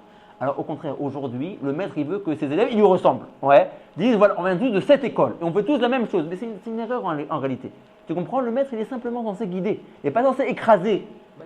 Voilà. Il veut diriger. Diriger les, comment dire, diriger les... Tu comprends le fait que dans le Rambam, on dit qu'il faut qu'on soit en fait comme Moshe Rabbeinu. Ou Maasé comme Abotai. Oui, ça veut dire que il faut vouloir par rapport à la pureté de l'acte. Tu vois, par exemple, comme Abraham, Yitzhak et Yaakov et Moshe Rabbeinu, ils travaillaient le Boré Olam d'une manière complètement désintéressée, c'est la même chose. Essaye-toi de travailler de manière désintéressée. Maintenant, je vais te dire. C'est comme Moshe Rabbeinu. Dans le Rambam, il dit qu'il doit être au niveau de Moshe Rabbeinu. Oui, ça veut dire dans le fait de dispenser la Torah, dans le fait d'être proche des Bnei Israël. Mais toi, ta manière à toi. Moshe Rabbeinu avait sa manière. Toi, tu auras ta manière à toi. Voilà, mais c'est sûr, mais ça serait impossible parce que tu n'auras jamais là. Voilà, exactement, c'est en fait, voilà, c'est tout avec ta façon à toi. Il faut se découvrir, mais c'est ça qui, non, mais c'est ça qui est dommage. C'est ça qui est dommage, Je vais te dire pourquoi. Parce qu'il faut se découvrir soi-même. Aujourd'hui, on ne se connaît pas nous-mêmes, tu comprends? On ne se connaît pas nous-mêmes. Tu demandes aux jeunes, tu demandes à un jeune en France, il a 38 ans, qu'est-ce que tu veux faire dans ta vie? Mais encore, il sait pas ce qu'il veut faire le gars, ouais. Il sait pas s'il veut se marier, il sait pas s'il veut rester célibataire, il sait pas s'il veut faire des études, il sait pas s'il veut rentrer dans le monde du travail, il sait rien. Tu comprends? Il sait rien. Non. Même si demain il fait menuisier au lieu de faire plombier, c'est pas grave. Non, c'est pas grave, mais il est. Quand tu crois être sûr de ce que tu fais toi maintenant aujourd'hui, c'est dans la Rouhani ou ouais. C'est plus délicat. C'est plus délicat, c'est vrai. Mais tu prends un risque, mais je vais te dire. Aujourd'hui dans le monde où on est, on ne bouge pas. Soit par ça, soit par ça. Alors toi tu dis, il faut pas ressembler comme un mouton. Oui, Je comprends. c'est ça. Mais d'un autre côté, Tu peux prendre- malheureusement, tu vas ressembler à d'autres personnes. Enfin, heureusement, Non, tu peux prendre un cap. cap général, on va dire. Tu peux prendre une voie générale. Vaut mieux ressembler au Rav Yosef. Oui. Non, combien non. Oui, ça, Je veux c'est dire sûr. que- Non, ça, c'est je dis sûr. que dans la vira qu'on a aujourd'hui, on dit à ses enfants, sois toi-même. Mais le Ouais. problème qu'on a aujourd'hui, c'est que sois toi-même, il va y avoir plein de choses qui sont forcément Ça- pas dans ça- le terrain Torah. Ça, c'est sûr, Ne non. bouge pas. C'est sûr, c'est sûr. Non, sois toi-même d'après l'éducation qu'on te donne. Encore une fois, Chanor la Nahar Er Alpidarko. Mais ça veut dire Ça quoi veut dire que tu dois l'orienter d'après voilà, ton profil. Mais tu dois l'orienter. Dans quelle voie? Dans la voie de la Torah. Attends, attends. Voilà, ça c'est Pas sûr, une voie, ça c'est sûr. oui. Mais ça veut dire que la voie de la Torah, elle est très large, tu comprends? Elle est très très large. J'ai cru que la- Il Non, faut c'est pas, la il faut pas, Gemara. non, il faut pas les étrangler. Non. Pas les étrangler, Il a tu pas le comprends? Gemara. Non. Il a pas le Midrash. Ah. Il a pas le Midrash. Ça, Autre je vais te chose. dire, je vais te dire. C'est ça, À vous leur voulez- jeune vous âge, dites à leur qu'il a jeune pas âge, à leur jeune âge, c'est dur de dire qu'ils aiment pas quelque chose parce que effectivement, tout ce qui est contraignant, ils vont te dire qu'ils aiment pas. Voilà. Tu comprends? Ils aiment pas aussi les dormir. C'est comme Ouais. ça. Ils aiment pas se brosser les dents. Ouais. Ils aiment pas se brosser les dents. Prends un exemple bête. Moi, je n'ai pas les champignons. Voilà. Non, après, quand tu rentres, Exactement. Ça change. Parce que là, ça change. J'ai fait des brocolis. Voilà. Quand j'ai vomi, je le fais moi-même. Je le fais là-bas. Oui. Il a concept de la Torah. Oui, Attends, c'est non, bataille. Il y a d'autres qui vont croire que s'il a envie d'être champion de par exemple, Non. je dis, non, au football, de travailler à la ligue numéro 1 à la football, il aura réussi. Oui. C'est pas le but, c'est Ah. pas Pidarco. C'est Oui ou non c'est sûr que ça aurait pas, c'est sûr que c'est pas le but et ça s'appellera Mistamapa qu'il est à 100% réussi. Mais en tout cas, ce qui est important pour toi en tant que père, c'est d'arriver à discerner chez l'enfant quelles sont ses particularités, quel est son profil et d'après ça, l'orienter dans la voie de la Torah. Par exemple, Voilà. Par exemple, ça peut être une tonne de choses. Tu vois, par exemple, un enfant qui aime bien, qui aime bien. Ça peut être à plein de niveaux. Ça peut être, on va prendre des exemples. Il aime bien le dessin. Et ben, tu lui dis qu'il illustre les Mishnayot. Tu vois? Ben, tu lui dis non, le dessin c'est pas pour nous, ça sert à rien. Voilà. Oui. il nous a montré. Voilà, C'est tu beau. vois, c'est Ça, magnifique. ça, c'est bien. Ça, c'est magnifique. Par Exactement. rapport à son potentiel. Voilà. va où- Mais pas écraser, ne jamais écraser écraser ou ne pas. jamais faire mourir le potentiel de l'autre parce qu'on veut qu'il ressemble à telle idole ou telle idole. Je comprends que Taïas, par exemple, Non, un Lion, ça d'accord. c'est pas Ça forcément. d'accord, ça d'accord. Il s'est épanoui dans ce qu'il a fait. Tu as raison. C'est pas forcément le Tu as délire. raison. Non, c'est sûr que c'est pas forcément dire parce qu'en réalité, je vais te dire, comme on a expliqué la dernière fois, pourquoi est-ce que, même ça, c'est à discuter. Pourquoi est-ce qu'en fin de compte, on les élève à devenir dans la voie de la Torah et pas taïas, ouais, et pas astronaute. Mais comme on a discuté la dernière fois, à partir du moment où tu t'ouvres au grand monde, tu as directement affaire à toutes sortes de problèmes qui sont plus gérables. Tu comprends? Que ce soit par rapport aux mœurs, que ce soit par rapport aux fréquentations, que ce soit par rapport à la tenue vestimentaire, à la manière de parler, à la manière de te comporter. Et là, ça dépasse complètement le cadre de, du gérable. Donc c'est pour ça qu'on est intéressé à les laisser complètement dans la Torah. Tu comprends? Voilà. Après, il y a une autre porte. Voilà. Une fois que tu es dans la Torah, après il faut faire attention de connaître le sujet avec lequel tu travailles. Et chaque enfant est différent, tu comprends? Chaque enfant il a sa particularité. Par exemple, je dis j'ai mes noms. Il me dit qu'il fait du kung fu, je dis mes noms. Est-ce qu'il va faire ou pas? Il fait pas, il me dit souvent, Ouais. j'ai mes noms, je mens pas. Ouais. J'ai mes noms. Je Mais, vais pas les- je- mais moi, je c'est vais pas important que les enfants ils voient aussi qu'il y a des limites. Ouais. Ils aiment les limites. Ils n'aiment pas C'est le être cadre, sans le limite. cadre. Oui, ils aiment le cadre. Ouais. Il faut les cadrer. les- Moi, je suis plutôt Ensof. Non, mais Ça va, c'est ça. C'est ça que je te dis, c'est que même le Ensof, tu vois qu'il est obligé d'être Metzamtzem et Tatzmo. Ouais, et tu peux pas vivre comme ça dans tout oui. Ouais. Il y a des fois où il faut dire non. Je comprends pas. Non, il faut essayer, il faut essayer, il faut essayer, Mes il faut enfants, essayer. ils disent, Il faut c'est pas essayer. comme de Yaakov. Tu lui fais des problèmes. Les enfants, ils disent rien. Non, il faut absolument leur mettre des limites. Et je vais te dire pourquoi. Parce que je vais te dire, non, mais non, je vais te dire pourquoi. Je vais te dire, ça va un peu te choquer la parole que je vais te dire. Non, je vais te dire, non, je vais te dire un peu ce que ça va te choquer. Mais j'ai reçu ça de mes maîtres, oui. En ce qui concerne le chinour, c'est que le cadre et le nom qu'on leur donne aujourd'hui, ouais, c'est ce qui va les empêcher plus tard de divorcer. Pourquoi? Parce que quelqu'un qui a appris à ce qu'on lui dise oui à tout, il devient complètement égocentrique. Tu comprends? On me dit oui à tout. Il a été élevé de cette manière-là. Alors sa femme, elle va lui dire, mais ce soir, je veux que tu rentres plus tôt parce que je dois aller en fiançailles, parce que je suis fatigué, je veux que tu t'occupes. Non, on me dit jamais non à moi. Moi, ce soir, je peux pas. Je veux que toi, tu ailles faire les courses. Non. Tu comprends? Alors il va vivre d'une manière complètement égocentrique et ça va lui faire que dans son relationnel après, avec des gens qu'il va être obligé de côtoyer si jamais il veut évoluer en tant qu'homme, ouais, il va avoir des difficultés après avec eux, dans la société, tu comprends? C'est ça, mais tu es obligé de les cadrer, tu comprends? Tu comprends? Mais le Shabbat à table, ouais, tu lui as donné un morceau de gâteau, une part de glace, il te demande une deuxième, tu dis non. Ouais, il faut un cadre, ouais. C'est pas qu'on interdit le kifra de Shalom, au contraire à Shabbat. Mais il faut avoir le temps de dire non. ah, le temps, oui, le temps, oui. Tac, ils ont été frappés. Ah oui, non, ça c'est. Mais c'est sûr, non, il faut absolument leur mettre des limites et au contraire, ne crois pas les enfants, ils cherchent les limites et ils aiment les limites. Oui, et très souvent ils testent, ouais, ils testent les limites. Ils veulent voir jusqu'où tu vas aller. Après voilà, après ça peut, moins tu en mets, alors plus ils tirent, plus ils tirent, plus ils tirent, et voilà. Mais voilà, donc ça c'est très important, que ce soit par rapport à vos enfants, que ce soit par rapport à vous-même, que ce soit par rapport à vos élèves, quand vous aurez des élèves, etc. Toujours laisser à l'autre la manière de se développer tel qu'il l'entend, tu comprends? Moi, c'est ce que je dis, il faut se réaliser. donc Voilà. il faut se fixer un cadre. Voilà, mais très important de se réaliser soi-même. N'essayez de ressembler à personne. Mais c'est ça. Dans les commentaires, dans les grandes lignes, j'ai pas de problème. Oui. Parce que moi, en vérité, il y a des choses. C'est déjà, quand tu vas, il y a le passé que tu as. Donc déjà, il faut déconnecter du passé. D'accord, ça c'est Déjà, sûr. Les repères que tu avais, les mauvais repères que tu as, tu les supprimer. D'accord. Donc tu vas t'identifier avec d'autres personnes pour te. Non mais je vais te dire, même ça déjà, Tu vas te réaliser toi-même parce que tu t'es réalisé par toi-même dans le mauvais derrière. D'accord. Là, tu refais marche arrière. Mais je vais te dire, Et regarde. la deuxième chose en plus, Regarde, je vais te dire. c'est que mes enfants, par exemple, Tu sont peux par pas- exemple, tu vas, Ouais. mes enfants, c'est la rêvera, par exemple, que je vois en vérité tout ce qu'ils vont fréquenter, par exemple, où ils vont aller, avec qui ils vont parler, ce qu'ils vont regarder, ce qu'ils vont entendre, tout ça, ça va être ce qui va les construire en vérité. Donc je fais attention à tout. Ça, c'est raison. C'est important, oui. Non, ça t'as raison, il faut faire attention. Maintenant, alors, on a eu des mauvais repères du fait qu'on n'a pas toujours été dans la voie de la Torah, mais ça ne veut pas dire que nous n'avons eu que des mauvais repères. Tu comprends? Il y a plein de choses qu'on a reçues, qu'on doit faire attention à les garder. Bien que si on devait refaire notre vie, peut-être qu'on ne passerait pas par les mêmes chemins. Ouais. Et par exemple, tout ce qu'on a fait du rôle et qu'on a fait le bac, ouais, ça nous a donné la possibilité d'être des gens, excusez-moi du terme, construits. Ça veut dire qu'on a le sens de ce qui s'appelle une thématique, une introduction, une problématique, un développement, une conclusion. Tu parles aujourd'hui à des jeunes Israéliens qui sont dans le monde de la yeshiva, tu dis résume-moi le cours que tu as entendu, il en est incapable. Oui, mais c'est sûr. Ils n'ont jamais. Oui, c'est dans les petites écoles si tu veux. Ils n'ont jamais appris à résumer.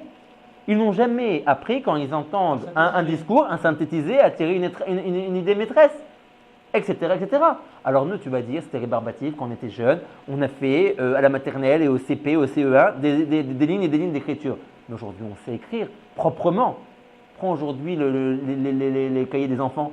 Tu me diras si tu vois une grande différence entre le cahier de Torah d'un enfant aujourd'hui et mon cahier de brouillon quand moi j'avais le même âge. Il n'y a aucune différence, ils ne savent pas écrire. Donc tu vois, le fait qu'on ait fait du rôle, c'est vrai que si aujourd'hui en tant que religieux on refaisait notre vie, on ne ferait peut-être pas passer de bac nos enfants, etc. Mais il y a quand même certaines choses qu'on a reçues de ce monde-là que c'est mauvais. Tu vois, on pourrait dire non, je ne veux plus rien voir de mon passé, tout est fini, tout est terminé. Mais c'est pas vrai. Ouais, toutes ces choses-là doivent nous servir en tant que kélim, au contraire, pour approcher les autres à la Torah. Tu sais comment les gens ils apprécient quand ils entendent un shiur qui est construit. Sers-toi de ça en fait. Voilà. Mais ceux qui sont à la Torah sans passer par un bac, tu n'arrives pas à se construire. Non, voilà, moi je vais te dire une chose.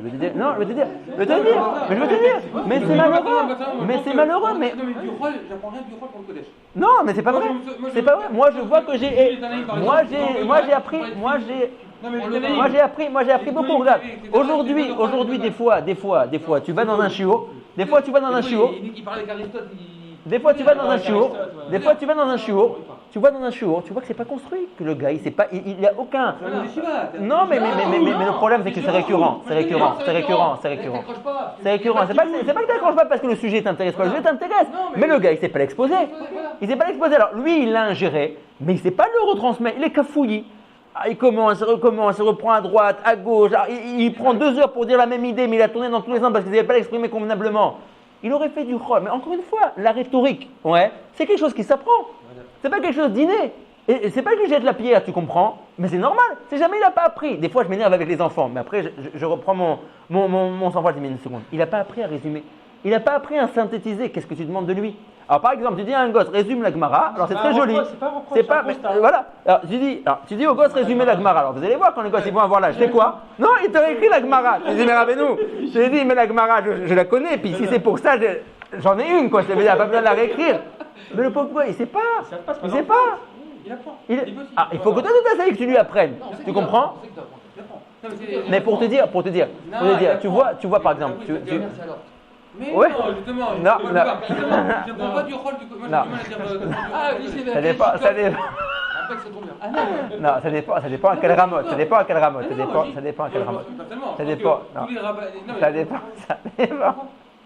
Je dois dire ce que je pense. Non, au contraire, c'est très bien. Au contraire, ici, on est Voilà. pour Oui, tout. c'est libre. On veut tout entendre. On a les trois, il est tout seul. Non, mais c'est pas le problème. Mais pas tout seul. Au contraire, c'est bien. Non. Non, C'est- moi, c'est- Non, moi je pense que comment dire, pas tout, t'as raison, pas tout. Ouais, pas tout. Il y a plein de choses effectivement qui n'étaient pas du tout nécessaires, tu comprends.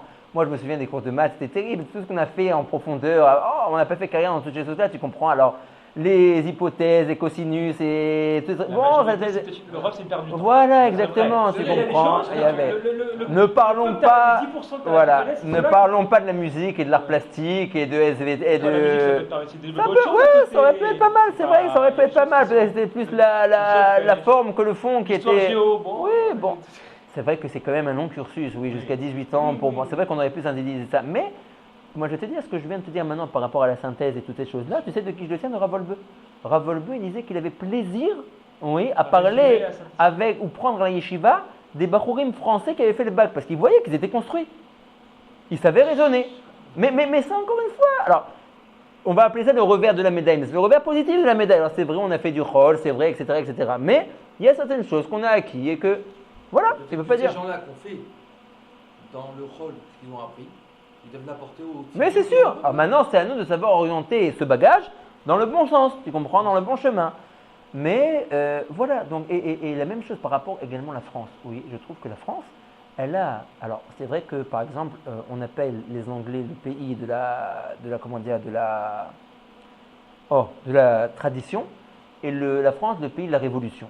Ouais, ils sont très révolutionnaires les Français. Mais moi, je trouve que les Français, ils ont un atout qui est très important, qui est justement cette ouverture d'esprit.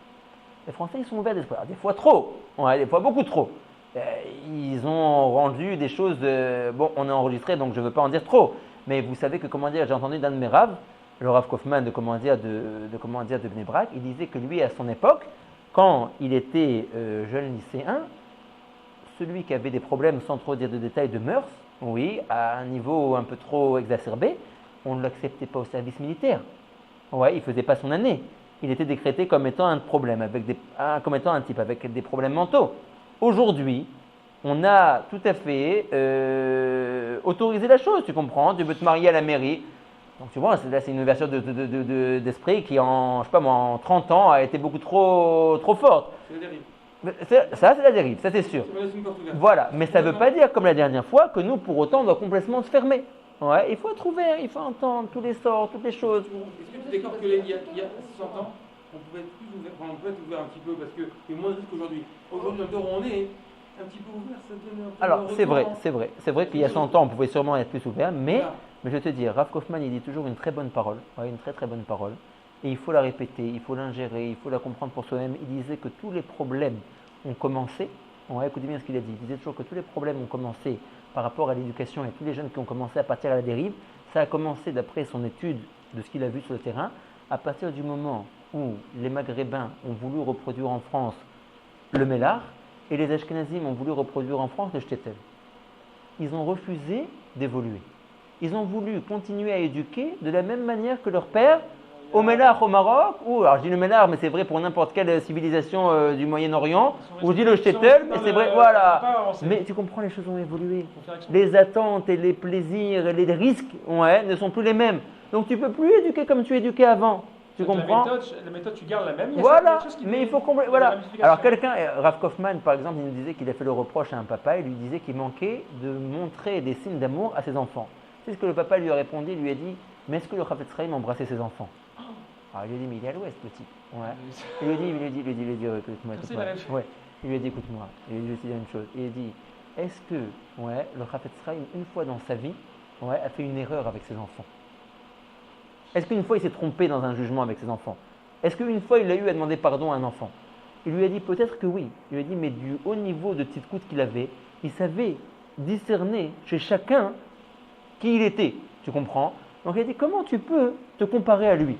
Comment tu peux te comparer à lui? Aujourd'hui, si tu ne donnes pas de l'amour et un bon amour dans une manière saine aux enfants, ils vont chercher de la chaleur dans d'autres endroits. Tu comprends? Alors peut-être qu'effectivement, peut-être qu'au Mélar, il n'y a pas besoin de leur montrer de manière tellement ostentatoire notre amour. Aujourd'hui, les choses ont changé. Aujourd'hui, si ce n'est pas toi qui le fais et qui prodigue cet amour et cette chaleur, cette manière-là, ils iront la chercher autre part et oh, il va voir là où ils vont la trouver. Tu comprends? En brera. Tu es obligé de composer d'après ce qu'on te donne. Le Gaon de Vilna, il dit tu peux jamais discuter d'un sujet ou appréhender un sujet ou alors donner un conseil si jamais tu ne connais pas le terrain. Vous voulez ouvrir une entreprise, tu dois connaître le terrain. Il va y avoir de l'offre, il va y avoir de la demande, il va y avoir des gens qui vont être capables de… C'est la première chose, tu comprends. Tu ne peux rien entreprendre si tu n'as pas étudié le terrain. La même chose ici, tu dois d'abord étudier la société dans laquelle tu vis et te rendre compte que cette société, ce n'est pas du tout la même que nos parents ont connue. Donc la manière que nos parents nous ont éduqués, Encore moins les grands-parents. encore moins les grands-parents, etc. Donc, Donc, l'université où tu vis toi, Hélène, par exemple, c'est quand même que sur Soleil. c'est vrai aussi, c'est vrai aussi. Mais ne crois pas que, comment dire, voilà. Tu as raison, non, ça non. On ne dit pas non, on ne dit pas être ouvert à ce point-là. Ça c'est sûr que non. Encore une fois, rester dans le giron de, comment dire, de notre éducation, nous, Haredi, ça c'est sûr. Ça c'est sûr. Il y a des gosses ici, il y a des enfants qui ont des propriétaires. Voilà, oui, badaï. Ils ont des téléphones. Oui. Non, il peut avoir, tu peux avoir, il n'y a pas de problème d'avoir. Mais voilà, il faut que ça soit. Alors c'est évident que les parents ils doivent avoir l'œil ouvert et pas croire que c'est l'école qui fait tout et toujours se renseigner auprès des enfants, savoir qu'est-ce qui se passe avec eux, savoir où ils sont. Ça c'est évident. Mais voilà, il faut leur montrer de l'amour, il faut leur montrer de l'affection, il faut leur mettre des limites. Oui, parce qu'aujourd'hui, Rav Kaufman il dit toujours quelque chose de très important. Il dit que les enfants sont aujourd'hui une bonne patte.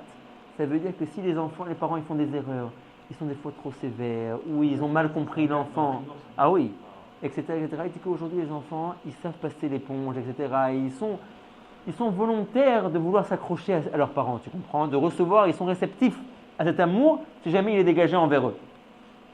Voilà, ce qu'il faut, c'est se réveiller au bon moment et savoir le faire convenablement, tu comprends. Mais je vais te dire, ça restera encore une fois entre nous. Mais on a demandé au Rav Kaufman, qu'en est-il par rapport à tous ces problèmes d'internet, et tous ces problèmes de mœurs des enfants aujourd'hui, etc. Vous savez que c'est toujours très tendancieux parce que les garçons, les filles, ils arrivent à un certain âge où, par la force des choses, ils vont être mis au courant de certaines choses. Alors, est-ce que devancer les parents, les mettre au courant, comme tu es sûr que ça va être fait d'une manière saine? Mais d'un autre côté, tu ouvres la question de toi-même, va savoir est-ce que c'est vraiment sain ou est-ce que c'est pas vraiment sain. Est-ce que d'un autre côté, s'ils l'apprennent par l'intermédiaire de certaines connaissances à l'école, ça peut être encore pire, etc., etc. Donc c'est toujours un grand dilemme de savoir comment aborder la notion et toutes ces choses-là. Rav Kaufman a eu du mal à donner une ligne de conduite par rapport à ça, mais il nous a dit quelque chose de très très important à mon sens. Il nous a dit, regardez, il nous a dit, quoi qu'il se passera, même si Chas v'Shalom, un enfant tombe dans quelque chose de pas bien, que ce soit Internet, que ce soit des films, que ce soit l'inverse pour des jeunes filles, etc., il a dit, je prétends d'une manière sûre que si cet enfant a sa place à la maison, qu'il est aimé par ses parents et qu'il reçoit la dose d'amour qu'il doit recevoir de la part de ses parents qui l'entourent, il a dit, tous ces glissements, il dit, c'est pas qu'il reviendra. Il dit, Rav Kaufman, c'est qu'il ne glissera pas d'une manière… oui, ça sera ponctuel. Ponctuel, ouais. Et directement après, il se recadrera dans le sein de sa famille de recevoir cet amour. Il dit qu'en réalité, la chute, ouais, c'est pas une cause, c'est un effet. La cause, c'est qu'à la maison, il n'a pas reçu l'amour qu'il devait recevoir. Alors, l'effet a été qu'il est parti chercher cet amour autre part. Il dit, mais à partir du moment où toi, tu travailles en amont, tu fais en sorte que la cause soit bien gérée et qu'il reçoive bien, l'effet, même s'il a lieu, il ne sera pas dangereux. Et il dit que de toute manière, il ne sera que ponctuel. Il dit qu'il reviendra de lui-même. Donc, tu comprends, ça donne des grandes fenêtres de réflexion à nous, parents, en temps de savoir comment on doit se comporter avec nos enfants. Donc aujourd'hui, voilà, même si on n'a pas toujours vu ça de nos parents, moi je pense qu'aujourd'hui c'est essentiel de dire aux enfants combien on les aime, de les prendre, de les embrasser, etc. Chez les Sfaradim, c'est vrai. Aujourd'hui, le on est, ouais. Ça marche plus. Exactement. La ceinture, frapper que ça Ouais, tu te rends compte, c'est sûr. Moi je vais te dire, aujourd'hui je vais te dire comment dire. C'est pas que l'amour. L'amour est frappé. Ouais, et même frapper, il faut réfléchir comment frapper, il faut savoir, c'est très délicat. Même frapper, c'est très délicat. Alors ça aussi, je vais te dire. Aujourd'hui, frapper, c'est délicat. Je vais te dire ce que j'ai entendu de mon maître, il m'a raconté, il m'a dit que, qu'une fois il était chez Rav Chaikin, chez le Rosh Yeshiva de Mondek-Slema. Donc il a dit que déjà Rav Chaikin, il faut savoir, donc lui il était l'élève du Chafetz Chaim de Rav Elchanan, mais Rav Chaikin a toujours prétendu sur lui-même qu'il était un tempérament bouillonnant. C'était un lituanien, mais mamash bouillonnant. Il était à fleur de peau, il ne fallait pas l'embêter. Ouais, il a dit que s'il n'avait pas rencontré le Chafetz Chaim dans sa vie, qu'il avait recadré dans ses midot, il aurait été un loup, pour les gens qui étaient autour de lui. Oui, il était très, très chaud comme tempérament. Bref, Donc il se faisait beaucoup d'exercices. Bon, tu sais qu'il devenait très souvent très rouge, qui giflait les Bachourim. Ouais. Oui, celui qui se comportait pas bien, il s'en prenait une directe. Et les Bachourim, ils cherchaient d'ailleurs. Ouais, ils cherchaient. Et Nissim, il a raconté. Je crois que c'est Nissim. Moi, j'ai demandé à Nissim. Nissim, je lui ai dit si lui s'était pris une baffe de Rav Freikin déjà. Alors, il m'a dit qu'il n'a pas eu l'honneur. Il m'a dit que, comment dire, si je me souviens bien, hein, ne me prenez pas au mot, mais si je me souviens bien, alors, il avait reçu Rav Freikin du Chavetz Chaim qu'il ne faut pas siffler. Ouais, il ne faut pas siffler. Ça montre une légèreté, ouais, et qu'en galoute, le type vraiment tout va bien, il en arrive jusqu'à siffler, vraiment tout va bien. Et qu'en galoute, tant qu'il n'y a pas Mashiach, on ne peut pas arriver à une dose pareille. Donc il était très macpite que les gens ne sifflent pas, ça l'énervait. Donc comment dire, il ne voulait pas que les gars sifflent. Alors il m'a dit Nissim qu'une fois il était au lave-main et il sifflait, ouais, il sifflait. Et il n'a pas vu que Rav Freikin était en train d'arriver. Ouais, donc il s'est approché de lui. Et dès qu'il a levé sa main pour le gifler, après il l'a regardé, il lui a dit tu ne mérites pas. Ouais, il est parti. Donc il a dit qu'il n'a pas eu le mérite de recevoir. Mais il y en a qui ont reçu, mais il donnait très souvent des gifles. Et il devenait tout rouge, il criait. Sur la tête, Oui, bon, ça ne devait pas être très fort, mais voilà. non, mais alors, par exemple, tu vois Rav Freikin, regarde, tout lituanien qu'il était, etc., lui, il parlait de beaucoup de sujets délicats au Bachourim. Il avait affaire avec lui des balais de Chouva. Qui c'est qui venait avec Stéphane? On a tous des balais de Chouva qui venaient. Et lui ne croit pas, il était ashkénaze, lituanien, mamage, dans le fond du shtetl, hein, il venait de Baranovitch et de Radin. Il était fait pour le chirouf, quoi. Oh, il leur disait comme ça. Alors, il leur disait, je m'excuse que je vous parle de toutes ces choses-là d'une manière tellement claire. Ouais. Il disait, mais si je le fais de cette manière-là, j'ai un espoir de ne pas avoir à souffrir avec vos enfants comme je souffre avec vous aujourd'hui. Ouais. Il disait, regardez ce que je dois faire aujourd'hui avec vous, comment je dois vous recaler. Il dit, j'espère que si vous vous comportez bien avec vos femmes, que vous faites attention à vous-même, vous allez m'amener des bons enfants et qu'après, au moins la deuxième génération, ça sera plus facile. Et il leur disait aussi, vous vous souviendrez qu'un vieillard, ouais, il disait comme ça, il disait, vous vous souviendrez toute votre vie, qu'un vieillard de Kosova, c'était la ville de Lituanie qu'il était origine, ouais, vous parlez de toutes ces choses-là sans manière détournée. Donc il disait, ça sera un moussard pour vous que quand vous aussi vous allez devoir parler à vos enfants, vous allez dire, ah non, ça se fait pas, machin. Et vous vous souviendrez qu'un vieillard de Lituanie abordait tous ces sujets avec vous sans manière détournée. Donc voilà, donc tout ça. Donc, tu parles ou pas? alors, c'est délicat. Lui, alors, on va dire qu'il y a environ deux écoles. L'école ashkénaze est plutôt de ne pas parler, ouais, et d'essayer. Alors, si tu veux, l'école sfarade est plus de parler, mais parler encore plus en amont, pas mettre les pieds dans le plat directement, ouais. Essayer de leur expliquer les choses, mais plus en amont. Essayer de faire en sorte qu'ils arrivent à comprendre certaines choses et de faire attention à eux-mêmes. Sur filles et garçons, tu parles que père avec père, fils et. Ouais, non, que les garçons avec les garçons et les mamans avec les filles. Ouais. Et que, on raconte que même le Chafetz Chaim a parlé à son fils. Ouais, quand il est arrivé à un certain âge. Alors, imagine-toi déjà à Radin, qu'est-ce qu'il devait y avoir il y a 100 ans. Mais même là-bas, il y avait encore un certain Yetzer Hara, tu comprends? Il faut préserver, il faut les prévenir. Il faut préserver, il faut prévenir. Et tu sais, c'est pas pour rien qu'on dit qu'un homme averti en vaut deux. Et que bon, voilà, il faut essayer un maximum, il faut beaucoup prier. Et voilà. Mais donc voilà, c'est très important d'être très, très au courant de la vie de ses enfants. Faire attention, bien sûr, de leur laisser une intimité et voir le tempérament de l'enfant et le guider dans le sens de son tempérament. Tu comprends? Mais bien sûr, dans la voie de la Torah. Ouais, pas dans la voie de. Pas dans la voie de. On a changé de. Ouais. On parlait sur le fait que donc la personne, il faut la laisser voilà, telle qu'elle est. Et voilà, il faut la laisser C'est pas telle nourrir qu'elle un est. peu Tu avec vois, ce qu'elle a, voilà. ce Tu qu'elle vois, a. Rabbi Sananta, comment il faisait avec ses élèves et il lui a dit. Plus fort sur. Voilà, donc il faut, exactement, tu vois, exactement, c'est très bien dit, il faut les laisser faire, tu comprends? Alors voilà, voilà, les guider sur quelque chose. Voilà. C'est ça. Voilà. Mais après, c'est à eux de prendre leur voix aussi. Voilà. Nous, si tu veux pas les forcer à faire quelque chose qu'ils vont pas aimer. Ouais, exactement. Travailler par exemple, pour travailler. Mais tu vois, Ça, mais c'est voilà. un sujet, c'est toute la journée, c'est du travail. Mais alors ça aussi, alors ça. Travailler, c'est un raté. Non, alors ça, mais tu peux pas dire raté, tu peux pas dire raté. Tu peux pas dire raté. Tu peux pas dire raté. Tu peux pas dire raté. C'est important. Tu comprends? Moi, je comprends pas ça. Akadosh Baruch Hu, il a mis, je vais te dire. Akadosh Baruch Hu, il a mis chacun dans, dans une voie particulière. Akadosh Baruch Hu a besoin de tout le monde. Maintenant, c'est comme une armée où tu as des généraux, ouais, tu as des maréchaux, tu as des capitaines, tu as des caporales, tu as des officiers de deuxième classe, des officiers de première classe, etc., etc. Tout le monde est très important pour la symbiose générale de l'armée. Maintenant, tu ne peux pas nier qu'il y a des rôles qui sont plus importants que d'autres. Ouais. Donc c'est sûr que ceux qui étudient la Torah, alors eux, c'est ceux qui sont en haut de la pyramide, tu comprends?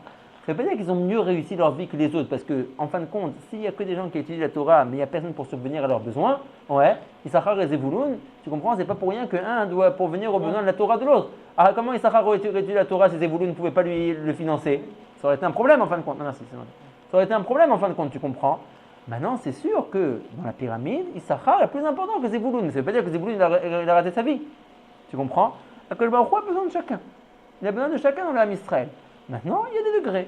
Il y a des degrés. C'est important de travailler vraiment. Les Shiva, dans la mode de travailler, c'est vraiment c'était. Non, Il a de travailler. Celui qui travaille. Aujourd'hui, il n'est pas resté Shiva. Voilà. Il a raté ou il n'a pas raté? Il n'a pas raté, mais Pourquoi? aujourd'hui. Parce que c'est sa vocation. C'est sa vocation. Mais je veux dire. C'est comme si un qui n'a pas de bras. C'est comme si un qui n'a pas de bras, il peut être fini. D'abord, on doit vérifier. D'abord, on doit vérifier que c'est sa vocation. On doit lui donner toutes les chances pour étudier la Torah comme il se doit. Il est venu pas avec un peu d'argent. Non. Il dit je vais travailler pour gagner ma vie, etc. Pour ce que j'ai besoin. Des fois, c'est combien il gagne? Combien ça gagne lui? Combien il gagne là? Il gagne 5 000. Je vais travailler comme lui. Je vais être vendeur. Non, c'est sûr. Ça, c'est sûr. Ça, c'est sûr. Ça, c'est sûr. Non, Donc, il faut d'abord. Voilà, celui qui n'a pas le tempérament. Il y a des gens, par exemple, qui ne peuvent pas rester sur une chaise pendant des heures comme ça à étudier. Ça peut être. Des fois, pourquoi des fois? Alors, c'est pour ça qu'il faut. Un an après, il aurait un déclic. Alors, c'est pour ça qu'il faut bien vérifier. C'est pour ça qu'il faut bien vérifier. Il ne faut pas se hâter. Il ne faut pas se hâter. Un point qui est par actif, moi je c'est encore un autre problème. C'est encore un autre problème. Tu peux t'asseoir pendant 8 heures. Tu comprends? Oui, mais si tu sais que de là, tu peux faire autre chose, est-ce qu'il a raté ou non. En vérité? Pourquoi rater? Il travaille avec l'équilibre que Kadosh Baruch Hu lui a donné de travailler. C'est la volonté de Dieu de faire oui, ce qu'il fait. c'est sûr. Moi, je te dis maintenant pourquoi est-ce que c'est très important, encore une fois, d'essayer un minimum de préserver les enfants du monde du travail. Pourquoi? Parce que tout le monde n'a pas la chance d'être patron. Tout le monde n'a pas la chance de travailler dans une ambiance rarédite. Et on glisse de nouveau dans le même problème qu'on parle à chaque fois. Que dès que tu as affaire à une autre société qui n'est pas la nôtre, rarédite, pure et simple, tu as affaire à des problèmes qui sont difficilement gérables. Tu comprends? Quand dans un même plateau du travail, monsieur et madame, tu comprends? Alors, de fil en aiguille, et puis il y a Internet qui circule, etc., etc. Et bon, tu comprends? Alors, c'est toujours le même problème. Alors après, pour être préservé de toutes ces choses-là, c'est très difficile. Très, très difficile. Tu vois, ma femme, elle n'aime pas à 100% son travail. Elle aimerait beaucoup changer. Je lui dis, ouais, ne change pas. Je lui dis, pourquoi? Je lui dis, parce que c'est un travail où vous êtes déjà, c'est des patrons qui sont haredim, qui sont religieux. Déjà magnifique.